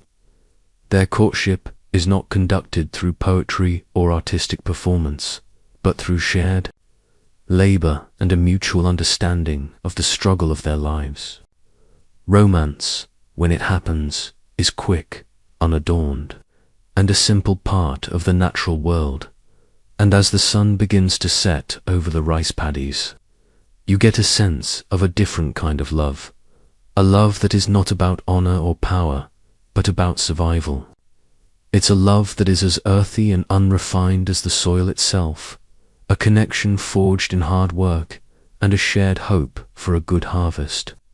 The farmer's sexuality was a powerful force of nature, a raw, undeniable response to a life of labor and deep connection to the land. The quiet, hard-working rhythm of the village gives way to a crescendo of sound and color. The air thrums with the beat of festival drums and the high-pitched wail of bamboo flutes. You're no longer just observing. You're in the middle of a bustling festival, a community-wide celebration that is both religious and deeply carnal. This is a day for the gods, a day to honor the powerful, unseen forces that make the harvest possible. And for these farmers, the best way to do that is with a very public, very physical display of life itself. This celebration is part of a larger system of beliefs. A mainstream historical fact is the deep connection between Shintoism and agrarian life. Shinto, the indigenous religion of Japan, held that the deities, or kami, resided in nature, in the mountains, the rivers, and, most importantly, in the fields. Many rituals were performed to please these gods of fertility and ensure a good rice crop. These were not solemn, quiet prayers. They were boisterous, communal affairs where the sacred and the sexual were inextricably linked. The farmers believed that by celebrating human life and its procreative power, they were encouraging the gods to bless the land with life as well. You watch as a parade winds through the streets, led by men and women carrying enormous, decorated, phallic symbols. These symbols are not meant to be offensive. They are a sign of respect, a literal representation of the life-giving force that is central to both human and agricultural life. You might be surprised to learn of a particular custom from some of these regions. During a festival, it wasn't uncommon for young men and women to run through the fields, often naked, in a ritual meant to bless the crops. This was not considered a scandalous act, but a sacred one, a way to infuse the barren land with the raw, chaotic energy of human vitality. It's a beautifully simple, if completely wild, form of prayer, isn't it? We give you our life force, O gods. Now please, give us a good harvest. The interpretation of these rituals has long been a source of scholarly debate. Were these festivals purely religious acts of prayer, or did they also serve a dual purpose as sanctioned opportunities for sexual freedom and communal bonding? For a society that was otherwise so rigid, were these festivals a necessary pressure release? A time when the rules of everyday life could be suspended in the name of the gods? It's a fascinating question, a testament to the way that human culture finds ways to reconcile the sacred with the profane. As the sun begins to set, the celebration only gets wilder. The music grows louder, the people dance with more abandon, and the flirtations between men and women become more overt. You get a sense of a community that has put aside its daily struggles to come together and celebrate the most fundamental aspect of their lives, the continuation of life itself. It's a powerful and deeply human spectacle, a reminder that for all the complexities of the samurai court and the pleasure quarters, the heart of this society lay in the fields, and its most fundamental rituals were about a connection to the earth and to each other. The bizarre nature of these ceremonies reveals a world that was not afraid to see the sacred in the sexual, and a world that understood that the forces that make a family and the forces that make a harvest are, at their core, one and the same. The boisterous laughter and rhythmic drums of the festival fade, and you are led to a place of profound quiet. The air, once filled with the earthy smells of the harvest, is now clean and sharp, scented with a hint of steel and old wood. You're in a samurai estate, a place you visited before, but this time your focus is not on the husband or his companions, but on his wife. You see her, not in a room full of servants or at a formal tea ceremony, but in a quiet practice yard. Her face, which just hours ago was a mask of placid domesticity, is now a study in fierce concentration. She holds a long, curved weapon with a blade at the end of Naganoten. Her movements are not those of a dancer, but of a warrior. This is the world of the Onna-bugeisha, the female warrior. And her life was a beautiful and brutal double life.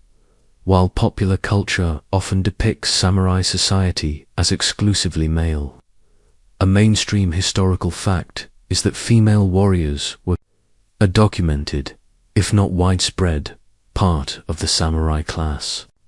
The Onna-bugeisha's role was typically to defend the home, the village, and her children in the absence of her husband, or sometimes to join her lord in battle. She was an essential part of the military machine, a woman who was expected to balance the domestic duties of running a household with the lethal precision of a warrior. She was a mother who could wield a weapon, a wife who could defend a castle, a living embodiment of the contradictions of her time. You'll be fascinated by the details of their weaponry. The naginata, a long-bladed polem, was considered a particularly suitable weapon for women. Its length allowed them to fight effectively against a male opponent's sword from a distance, using leverage and technique rather than brute force.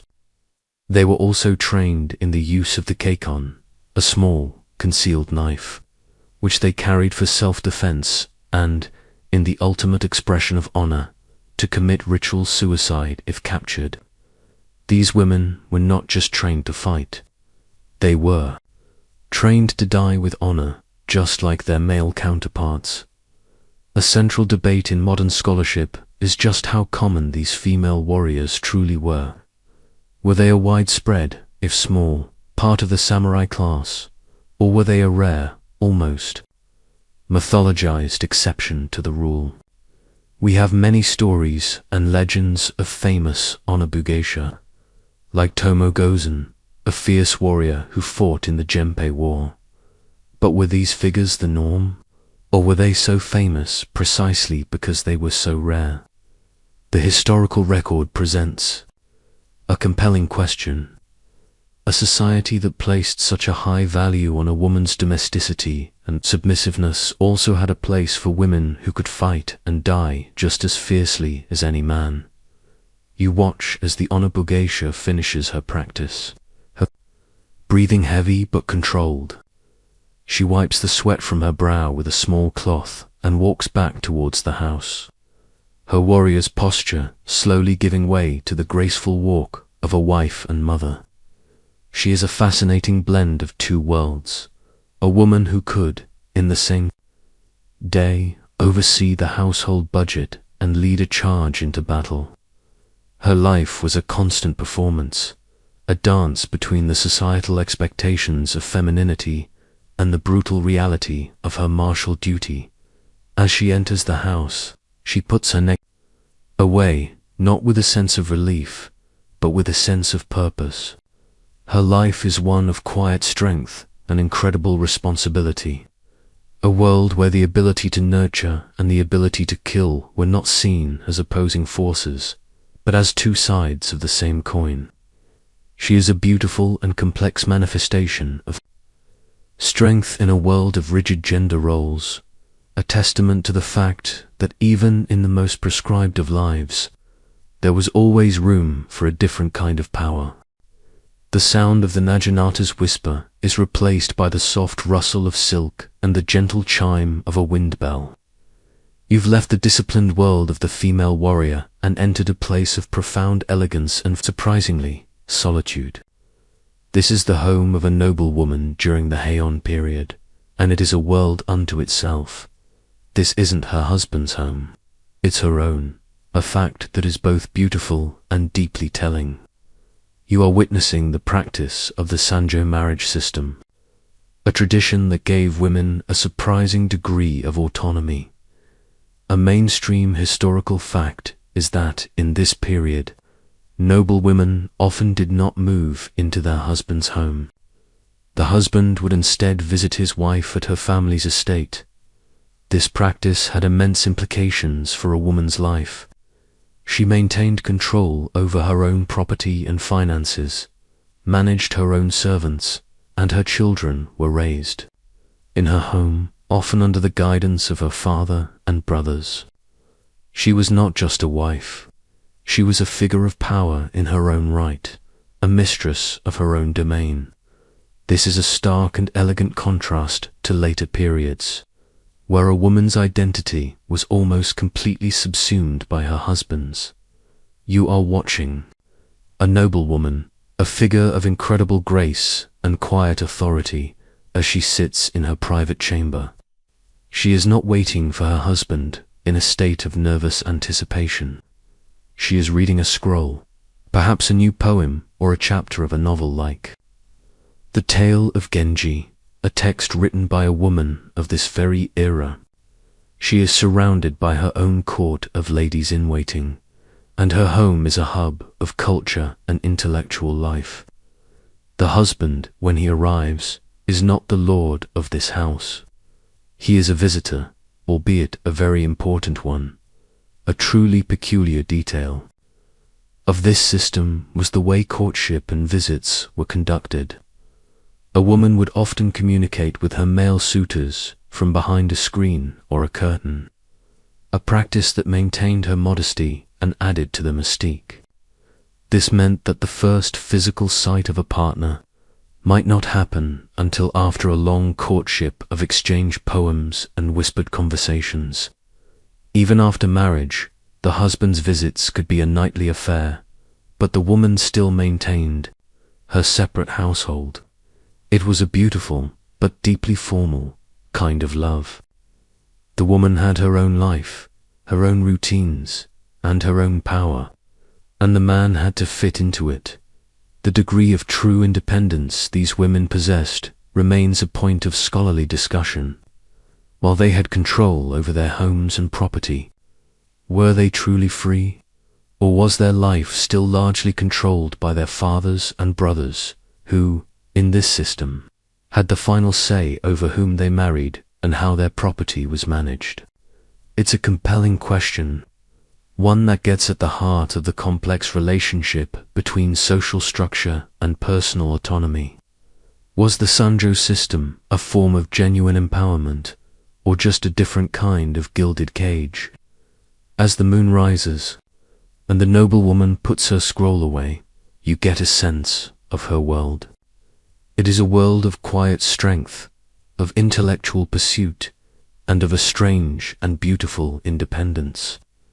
She is not a warrior with a naginata, but she wields a different kind of power, a power that comes from her position as the mistress of her own home.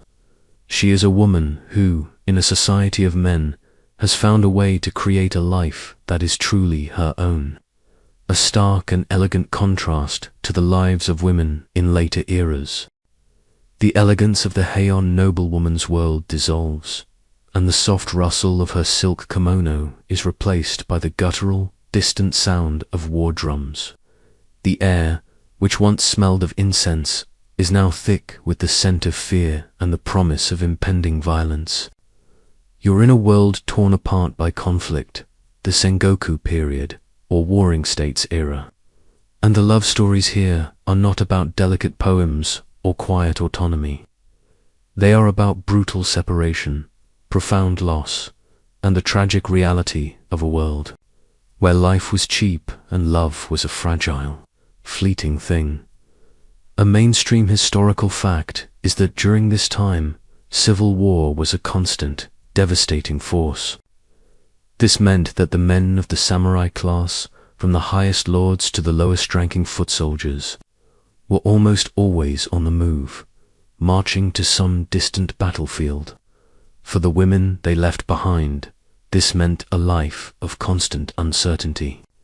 A husband, a son, a brother, any one of them could be called to battle and never return. Romance was not a leisurely pursuit. It was a desperate gamble against the certainty of death and the possibility of a lifetime of mourning. You are watching a farewell, a scene that played out countless times across the country. A young warrior is preparing to leave for battle. His wife is helping him with his armor, her hands moving with a practiced, somber grace.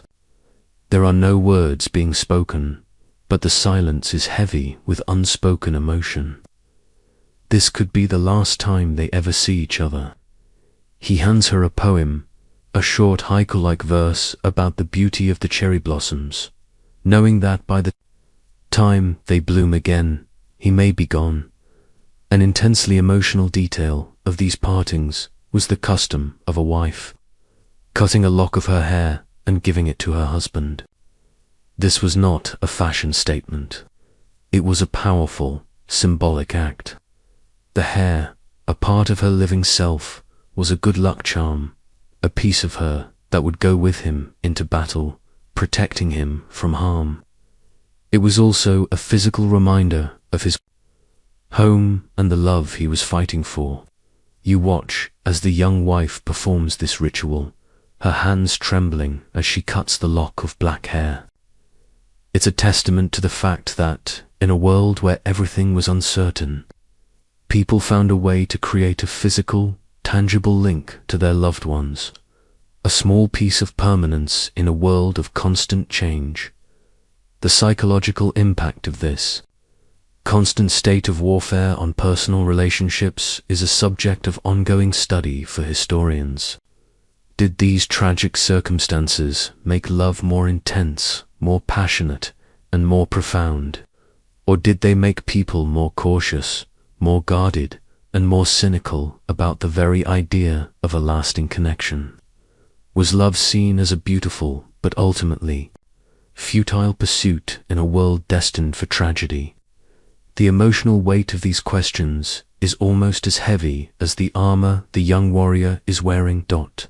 As the warrior leaves, his wife does not cry. She watches him go with a stoic, unreadable expression, a testament to the resilience of the women of this era. She then goes inside to pray at the family shrine, not for his victory, but for his safe return. Her love is a quiet, powerful force, a silent prayer against the brutal chaos of the world. And as you fade from this tragic moment, you understand that in a world of constant war, the most bizarre thing about love was not its form or its ritual, but its sheer audacity to exist at all. The lingering fear of loss from the battlefield gives way to the profound, unsettling finality of death. You're no longer in a world of uncertainty, but in a quiet, solemn room where a tragic and beautiful ritual is about to take place. The warrior from the previous section has fallen in battle, and his wife, the woman who gave him her lock of hair, is now preparing for a final act of devotion. This is the world of Junshi, or following in death, and it is perhaps the most bizarre and tragic expression of love we have encountered. It is well documented that a key part of samurai culture was the practice of junshi. This was not a random act of grief. It was a ritualistic and honorable form of suicide.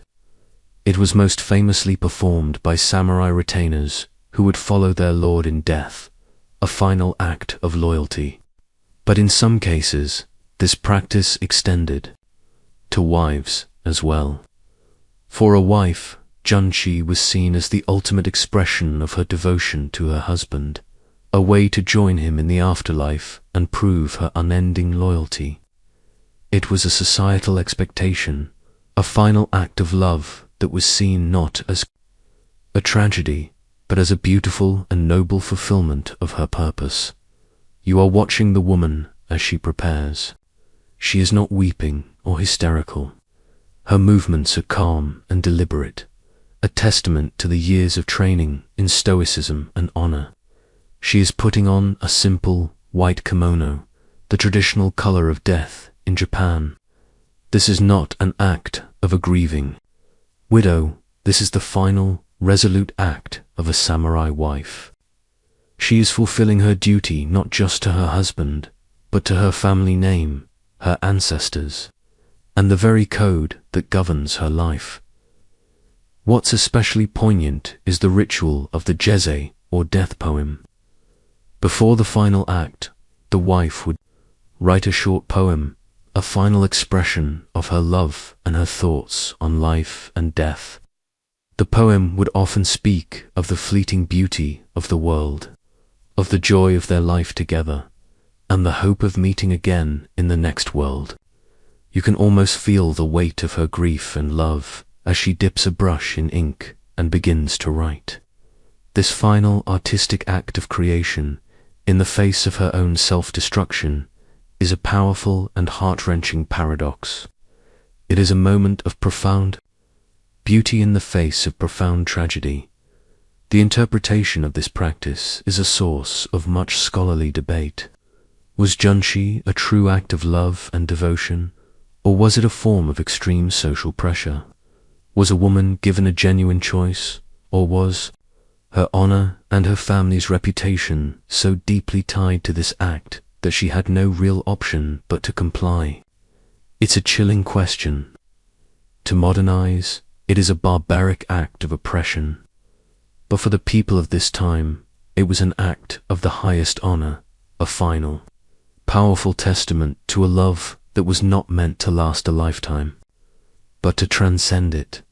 And so, as the wife finishes her poem and prepares for her final act, you are left with a single, profound thought.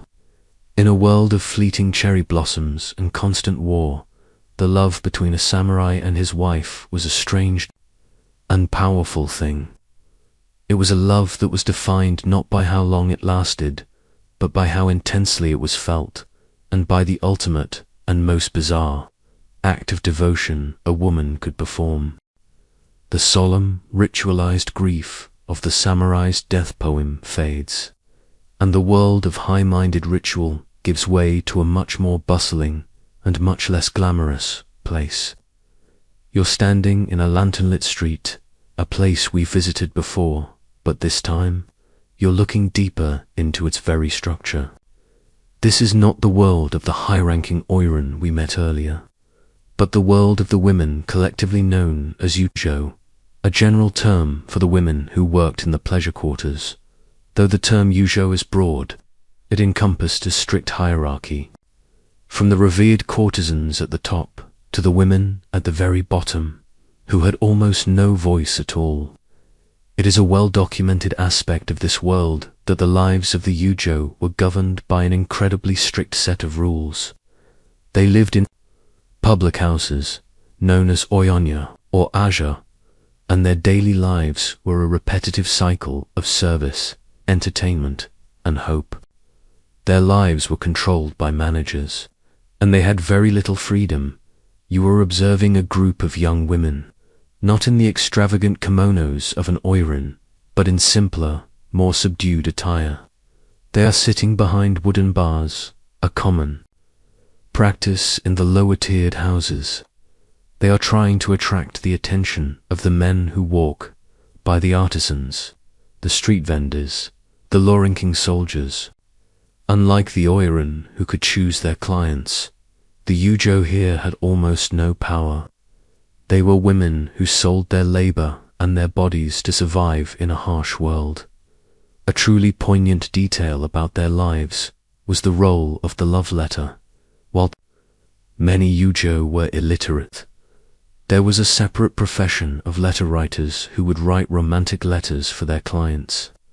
These letters were written in a poetic, hopeful language, creating an illusion of love and personal connection. It's both an ironic and heartbreaking truth that in a world where love was a commodity, the illusion of it was bought and sold just as often. A matter of ongoing scholarly debate is whether these Yujo found any true autonomy or personal power within such a rigid and oppressive system. Did they form genuine friendships, find love, or create any sense of personal meaning outside of the roles they were assigned by society? While we have stories of a few women who managed to find freedom, for the vast majority, their lives were a repeating cycle defined by control and dependence. And as you look into the eyes behind the bars, you realize a simple, heartbreaking truth. While the high-ranking Oiran were the stars and the cultural icons, the Yujo were the beating heart of the pleasure quarter, a heart that pulsed with stories of survival and hope. They may have had no power, but their very existence is a testament to the complexity, contradiction, and sometimes the sheer brutality of feudal Japanese society. The rhythmic, heartbreaking cycle of the Yujo's life fades, and you're swept away from the confines of the pleasure quarters into the vibrant, chaotic streets of Edo. The air, once thick with the scent of cheap perfume and sorrow, now smells of street food, sawdust, and the intoxicating energy of a public spectacle. This is a different kind of world, one that exists on the fringes of samurai society, and it is a world where gender and sexuality were far more fluid than you might expect. We're going to talk about the okama and nanshoku of the commoner class, beyond the formal, ritualized love of the samurai. A different kind of male-male relationship existed, one rooted in performance and entertainment rather than honor and duty. It's a documented fact that in the commoner class, a male-male relationship, or nanshoku, was not uncommon.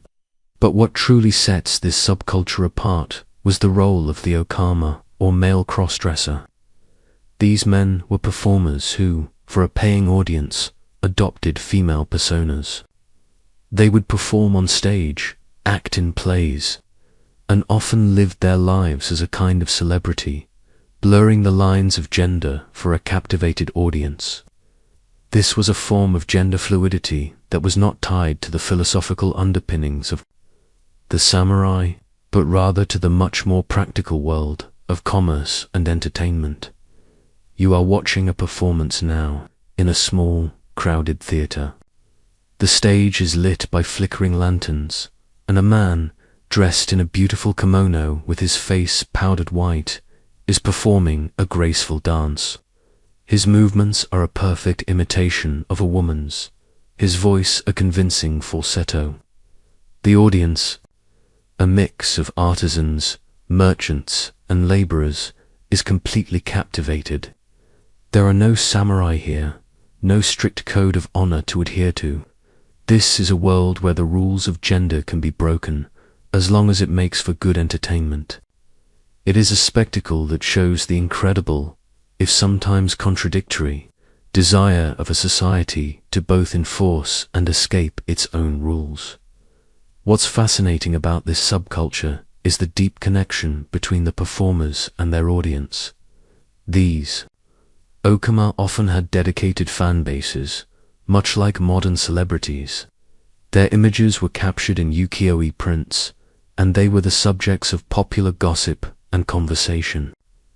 An intriguing detail of this world was the fact that a man could have a relationship with an okama without the severe social stigma that came with being the passive partner in a samurai's nanshoku relationship, because the okama was, in a sense, a professional performer. The act was seen as a part of a commercial transaction rather than a loss of social status. It was a bizarre and convenient loophole in a society obsessed with status.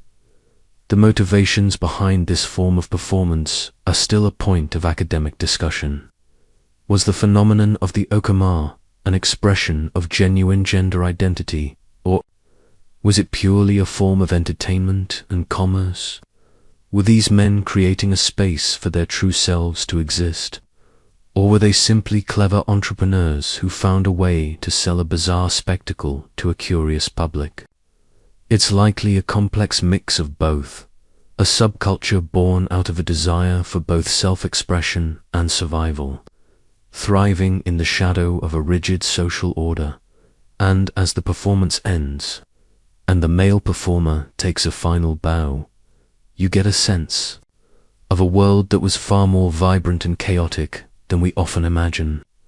A world where, on the streets of Edo, gender and sexuality were not static concepts, but a form of performance, a beautiful and sometimes tragic dance between a person's inner self and the expectations of the world.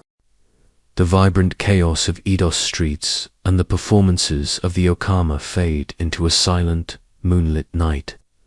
The smell of sawdust and street food is replaced by the earthy scent of moss and pine. You find yourself standing at the entrance to a small, secluded Shinto shrine, marked by a series of red torii gates that stretch into the darkness. Statues of foxes stand guard, their stone eyes seeming to follow your every move.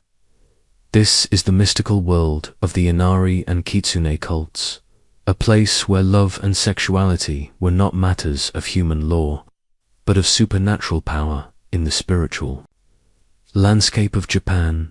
A belief that was widely held was that the fox spirit, or kitsune, was a powerful and cunning shapeshifter. As the messenger of Inari, the major Shinto deity of rice, fertility, and prosperity, the kitsune held a unique position. It was a well-established part of Japanese folklore that these foxes could take on human form, often that of a beautiful and seductive woman. The myth of the kitsune-yome, or foxwife, is a classic folktale where a man marries a stunning woman, only to discover she is secretly a fox spirit. These stories were not just campfire tales. They were a way for people to explain the unexplainable, particularly in matters of love and desire. You can almost hear the whispered legends in the rustling of the leaves. A man, walking alone at night, meets a beautiful woman who seduces him. She seems perfect until a dog barks, and her true form is revealed for a split second, a flash of a fox's tail. The tale often has a strong sexual undertone, exploring themes of love, deceit, and the powerful, chaotic nature of the supernatural. It was a convenient way for a man to explain a sudden infatuation that defied social norms, or an affair that came out of nowhere. It wasn't his fault. It was the work of a seductive fox spirit. An intriguing detail of these beliefs was the very specific rituals people would perform to ask for blessings in matters of the heart. You might be surprised to learn that people would offer fried tofu or aborige to the fox statues at Inari shrines. This was believed to be the fox's favorite food, and by offering it, a person could ask Inari, through her messengers, to help them with love, marriage, or fertility. These were not grand, public displays, but quiet, personal acts of devotion, a sign of a deep-seated belief that the most profound human emotions were tied to the unseen. Spiritual world, the psychological function of these myths is a subject of academic discussion. Were the myths of the kitsune-yome simply entertaining stories, or did they serve as a psychological coping mechanism? Did they offer a supernatural explanation for a man's unpredictable desires or a woman's perceived capriciousness? These myths provided a narrative framework for understanding the powerful and often confusing nature of love and infatuation, suggesting that these emotions were not entirely within human control, but a gift or a curse from a supernatural force. As the moonlight glints off the stone eyes of a fox statue, you get a sense of a different kind of bizarre love, a love that was not bound by human law, social status, or the rules of a samurai lord, but by the ancient untamed forces of nature and myth. For a great many people, the most profound aspects of love and sexuality were found not in the crowded cities, but in the silent, supernatural world of gods and spirits. The mystical rustling of the fox spirits fades, and the earthy spiritual world of the Inari cults is replaced by a much more grounded and somber reality. You're no longer in a place of reverence, but in a slum on the outskirts of a bustling city, a place of poverty and profound exclusion. The air is thick with the scent of unwashed clothes and cooking fires. and the sounds are not of prayers or legends, but of human struggle. This is the world of the Heinin and other outcasts, the non-humans of feudal Japan, and their lives and loves existed completely outside the official social order. Historical accounts confirm the existence of the Hinin, or non-humans, a class of people who, along with other outcasts, were at the very bottom of feudal Japan's rigid social hierarchy. They were not included in the four main classes of samurai, farmer, artisan, and merchant. They lived in their own communities, often on the outskirts of towns or along riverbanks, and performed tasks that were considered ritually unclean, such as execution, butchering, or acting as watchmen. This profound social exclusion, however, came with a strange and unexpected consequence: a unique form of freedom in matters of the heart. Without the burden of family honor, political marriages, or the strict moral codes of the upper classes, their romantic relationships were often based on personal choice and genuine affection. You are watching a small, simple wedding ceremony taking place in a clearing by the river. There are no fancy kimonos, no official priest, no guests of high social standing. A man and a woman, both dressed in simple, worn clothes, are making their vows to each other in front of their small community. Their love is not a political alliance, or a matter of duty to their families. It is a simple, human connection forged in a shared life of hardship. In a world where a samurai's love was a matter of honor and a noblewoman's love was a matter of property, this simple, heartfelt love was a luxury denied to almost everyone else in society. An unexpected aspect of their lives was that these outcast communities developed their own unwritten codes of conduct and their own forms of community support. It's a curious detail that they had their own rituals for marriage and death, which were not officially recognized by the state. Their love stories were not recorded in official documents, but were passed down through oral tradition in the songs and stories of their people. It was a culture that existed in the shadows, creating its own sense of meaning and purpose in a world that had deemed them worthless. Scholars continue to debate whether this was a true form of freedom or simply a byproduct of their extreme poverty. Was their ability to choose a partner a genuine benefit of their outcast status? Or was it a freedom born out of desperation, a life without the protection or resources of the state? The interpretation of their autonomy is a source of much scholarly discussion, a debate that highlights the complex and often contradictory nature of freedom itself. Was it a good life? No. But was there a kind of liberty in their suffering that the samurai could only dream of? As the simple wedding ceremony ends and the couple walks away, hand in hand, you are left with a single, profound thought. Even in the most rigid and unforgiving of societies, there were always spaces, however marginalized, where people could find a different kind of love, a love that was free from the constraints of power, duty, and status, a love that was defined only by the people who shared it. The gritty reality of the outcast's world recedes, and the smell of poverty and struggle is replaced by the crisp, clean air of a mountain shrine. You are no longer in a place of social exclusion, but in a world of spiritual order. The rising sun casts a soft light through the trees, illuminating the path to a sacred space. Here, the bizarre aspects of love and sexuality were not about politics or survival, but about the divine. We are going to explore the role of the Miko, the Shinto priestess, and the rituals that connected the sacred to the sensual. Historical accounts of Shinto practices reveal that the Miko played a unique and vital role. These Shinto priestesses, and attendants were typically young, unmarried women associated with purity and virginity. Their primary duties included performing ritual dances, known as koguru, to communicate with the gods kami and to purify sacred spaces. This association with purity and the divine makes the subtle, and sometimes not so subtle, sexual symbolism in their rituals even more fascinating. The Miko's role was to be a conduit for the gods, a bridge between the human and the divine, and that bridge was often built on the very human, life-giving power of fertility. You are watching a ritual now.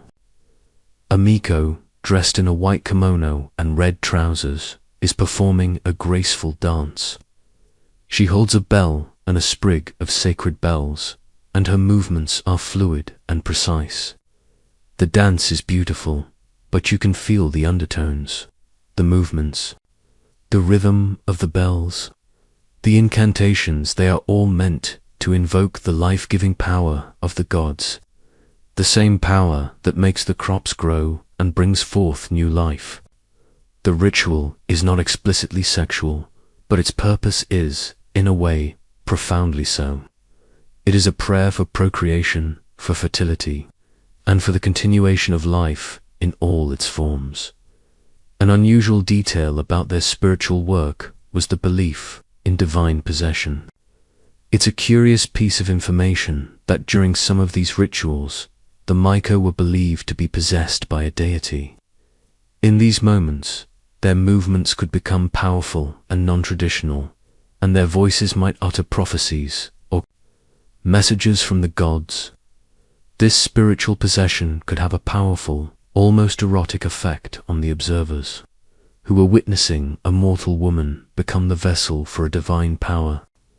It was a bizarre and beautiful paradox, a moment when the sacred and the sensual were completely intertwined in the form of a young, pure priestess. The line between the spiritual and the erotic in these rituals is a subject of much discussion. Among scholars, was the Miko simply a symbolic representation of the spiritual life force, a tool used to invoke the gods? Or was her role, with its undertones of fertility and divine possession, a way for a society to integrate the body and sexuality into its spiritual life, seeing the procreative act not as something profane, but as a sacred and essential part of the life cycle? The debate highlights the complex and often paradoxical nature of Japanese spiritual beliefs. As the dance ends, and the Miko returns to her serene, human state, you are left with a single, profound thought. In this world, the sexual was not a forbidden topic to be hidden away, but a sacred and essential part of the spiritual life. The Miko was a living bridge between the human world and the divine, and her very existence was a testament to the bizarre, beautiful, and deeply intertwined nature of purity and procreation in feudal Japan. The serene spiritual calm of the Shinto shrine and the solemnity of the Miko's dance fade. The air, once scented with pine and incense, is now thick with steam, the smell of soap, and the sound of splashing water. You are in a public bathhouse, or sentu, in a bustling city like Edo.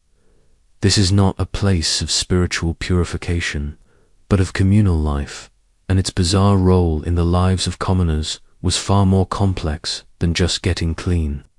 Here, the lines between hygiene, social life, and sexuality were blurred, creating a truly unique environment for the majority of the population. A central aspect of daily life was the public bathhouse. Most homes did not have private bathing facilities, so the sentu was a crucial part of their routine. These spaces were communal and often mixed gender, which made them a unique social environment. It was a place for gossip, for business deals, and for a level of uninhibited social interaction that was rare in other parts of society. But beyond their role as a social hub, these bathhouses played another, more clandestine role, which centered around a specific type of worker. The role of the yuna, or bathhouse girls, is where things get truly fascinating. While their official duties included helping patrons with bathing, scrubbing backs, washing hair, their unofficial duties often involved providing sexual services. They were, in essence, a type of sex worker who operated within the confines of the bathhouse.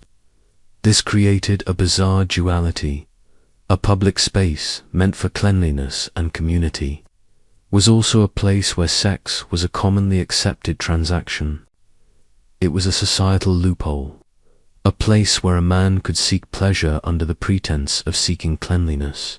Rather curious detail about these establishments was the government's repeated attempts to regulate them. You might be surprised to learn that authorities would issue strict edicts banning the practice of the yuna, often with very little success. In response, the bathhouses would simply change their names to something more innocuous, like hair washing houses, and the practice would continue unabated. This cycle of regulation and clever avoidance highlights a fundamental truth about this society.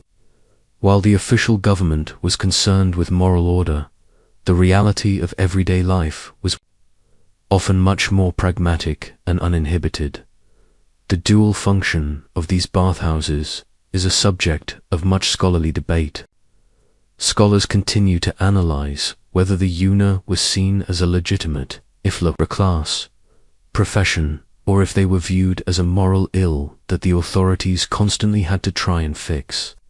Was the government's repeated failure to stamp out the practice a sign of its powerlessness, or was it a sign that the practice was simply too ingrained in the social fabric to be truly eradicated?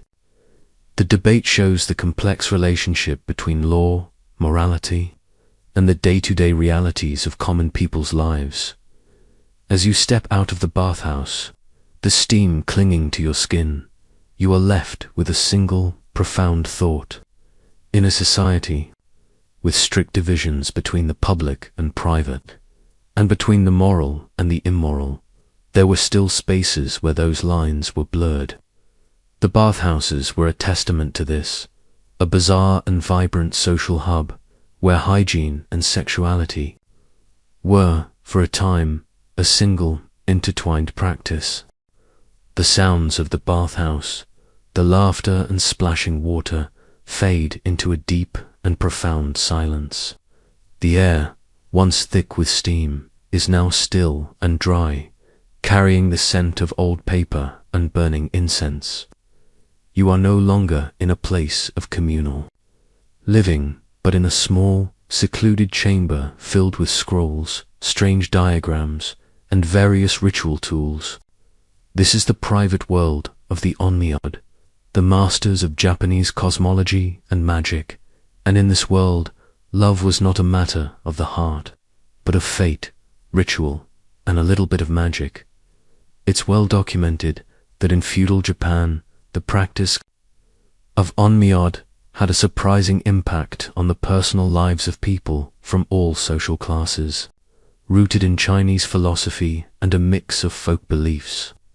The Onmyō was a system of divination, purification, and magic that was believed to influence the world. The practitioners, or onmyoji, were consulted for everything from building a house on a lucky day to predicting a person's future. But a significant part of their work, perhaps the most emotionally charged, was related to love, marriage, and fertility. People, desperate to find a partner or to keep one, would turn to these mystical figures for help, believing that their romantic lives could be influenced by a well-placed spell or a lucky charm. You are watching an onmyoji at work now. He sits, surrounded by his tools, his eyes closed in deep concentration. A young, nervous woman sits opposite him, whispering her request. She wants the man she loves to finally notice her. The onmyoji listens, then begins to draw a complex diagram on a piece of paper. This is not a simple prayer. This is a ritual designed to influence the very cosmic forces that govern human emotions. An unusual detail about their magical work was the use of love charms and curses.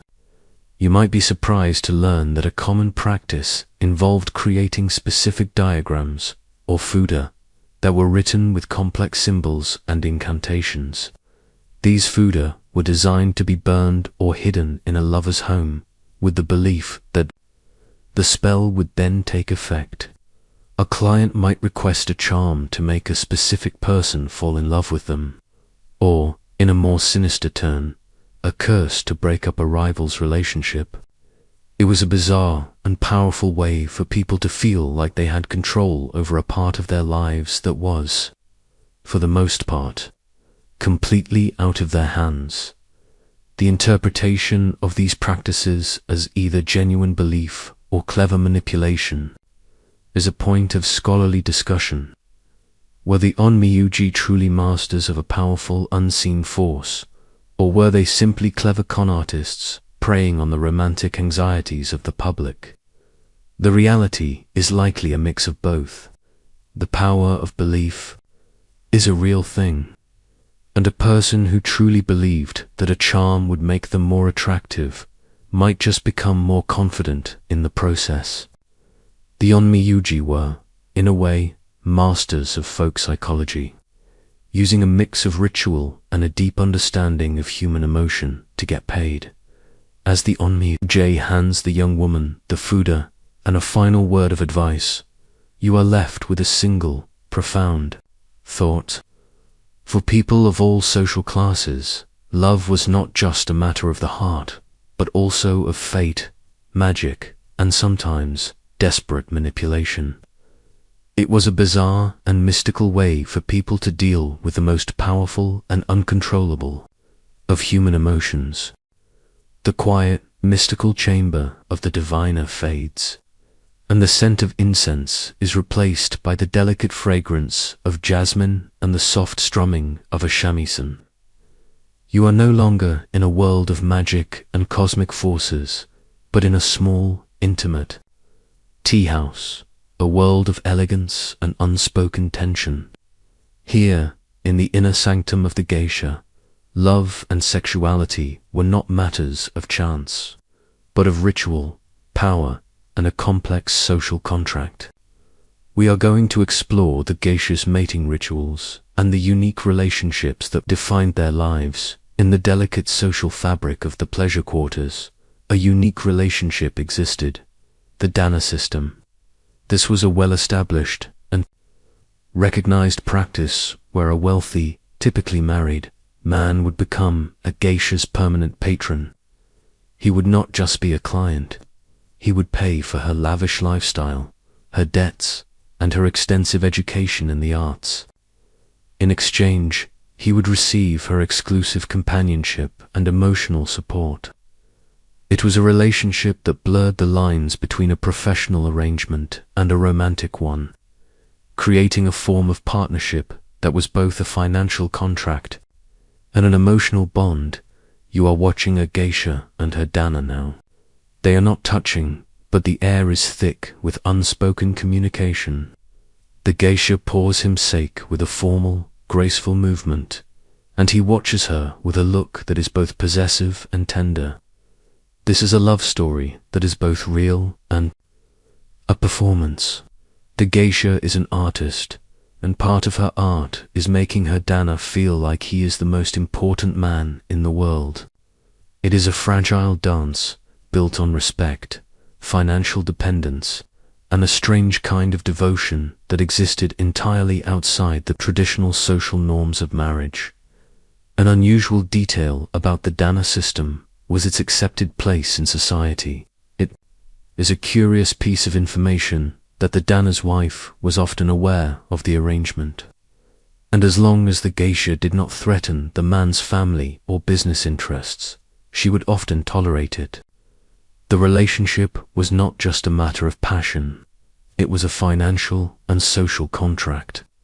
The geisha's well-being was tied to the dana's success, and his status was enhanced by being able to support a celebrated geisha.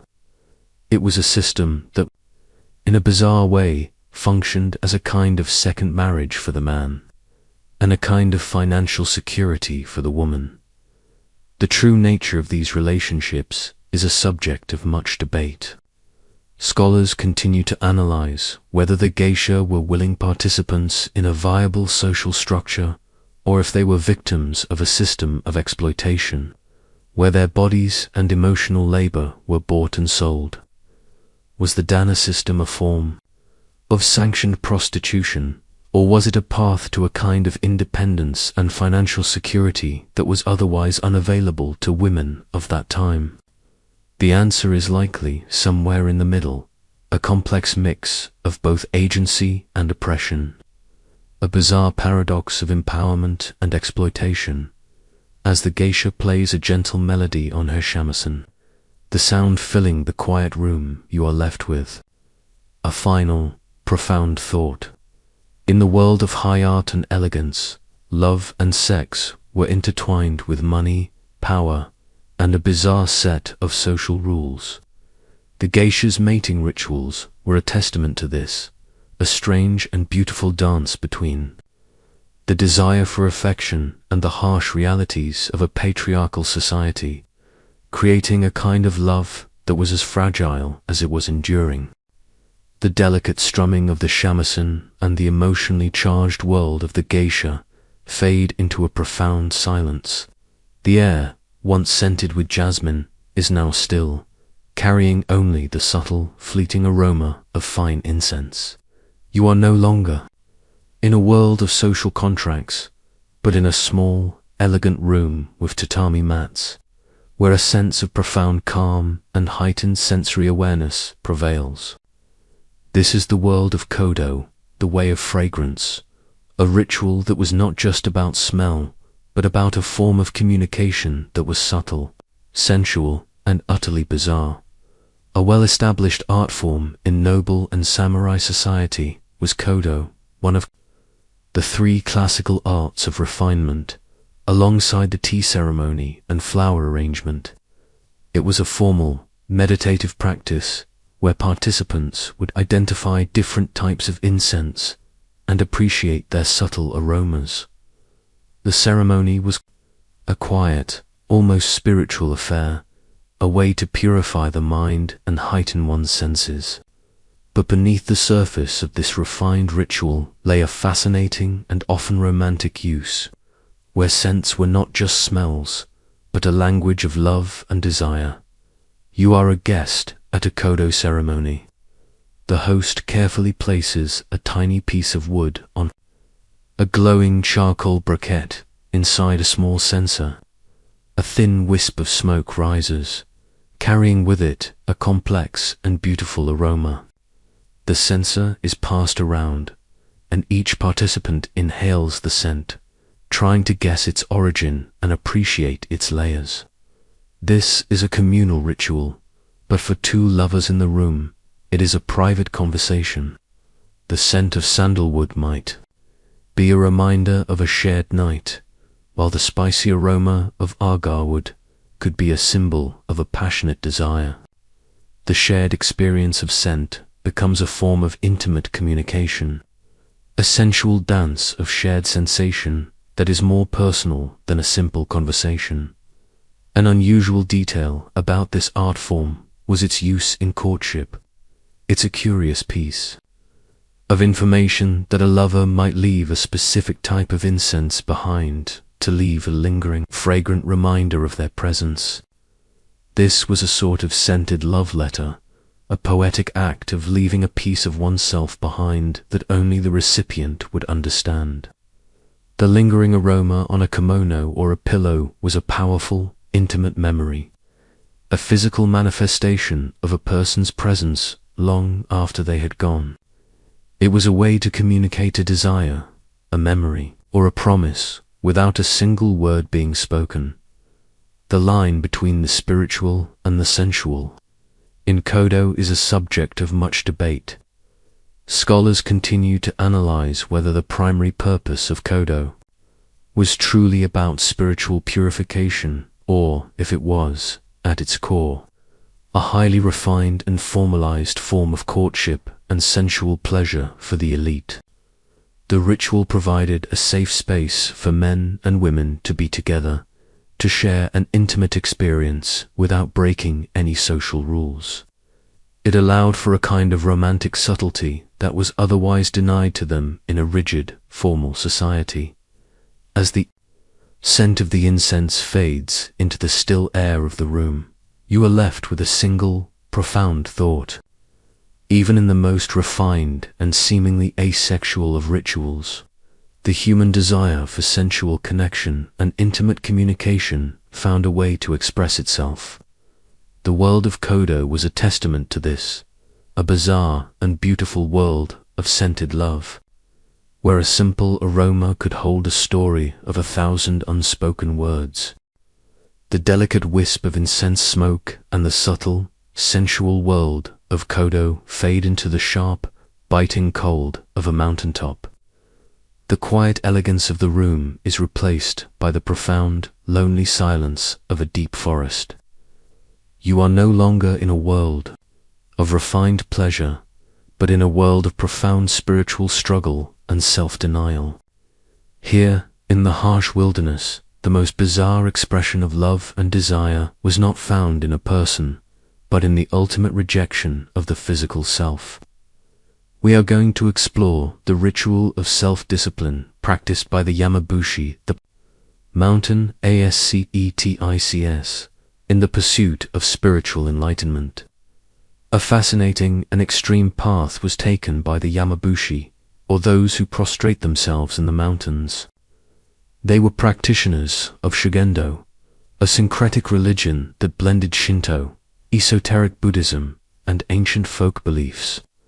Their training was incredibly rigorous, involving long periods of fasting, meditating in freezing rivers, and surviving in the harsh wilderness.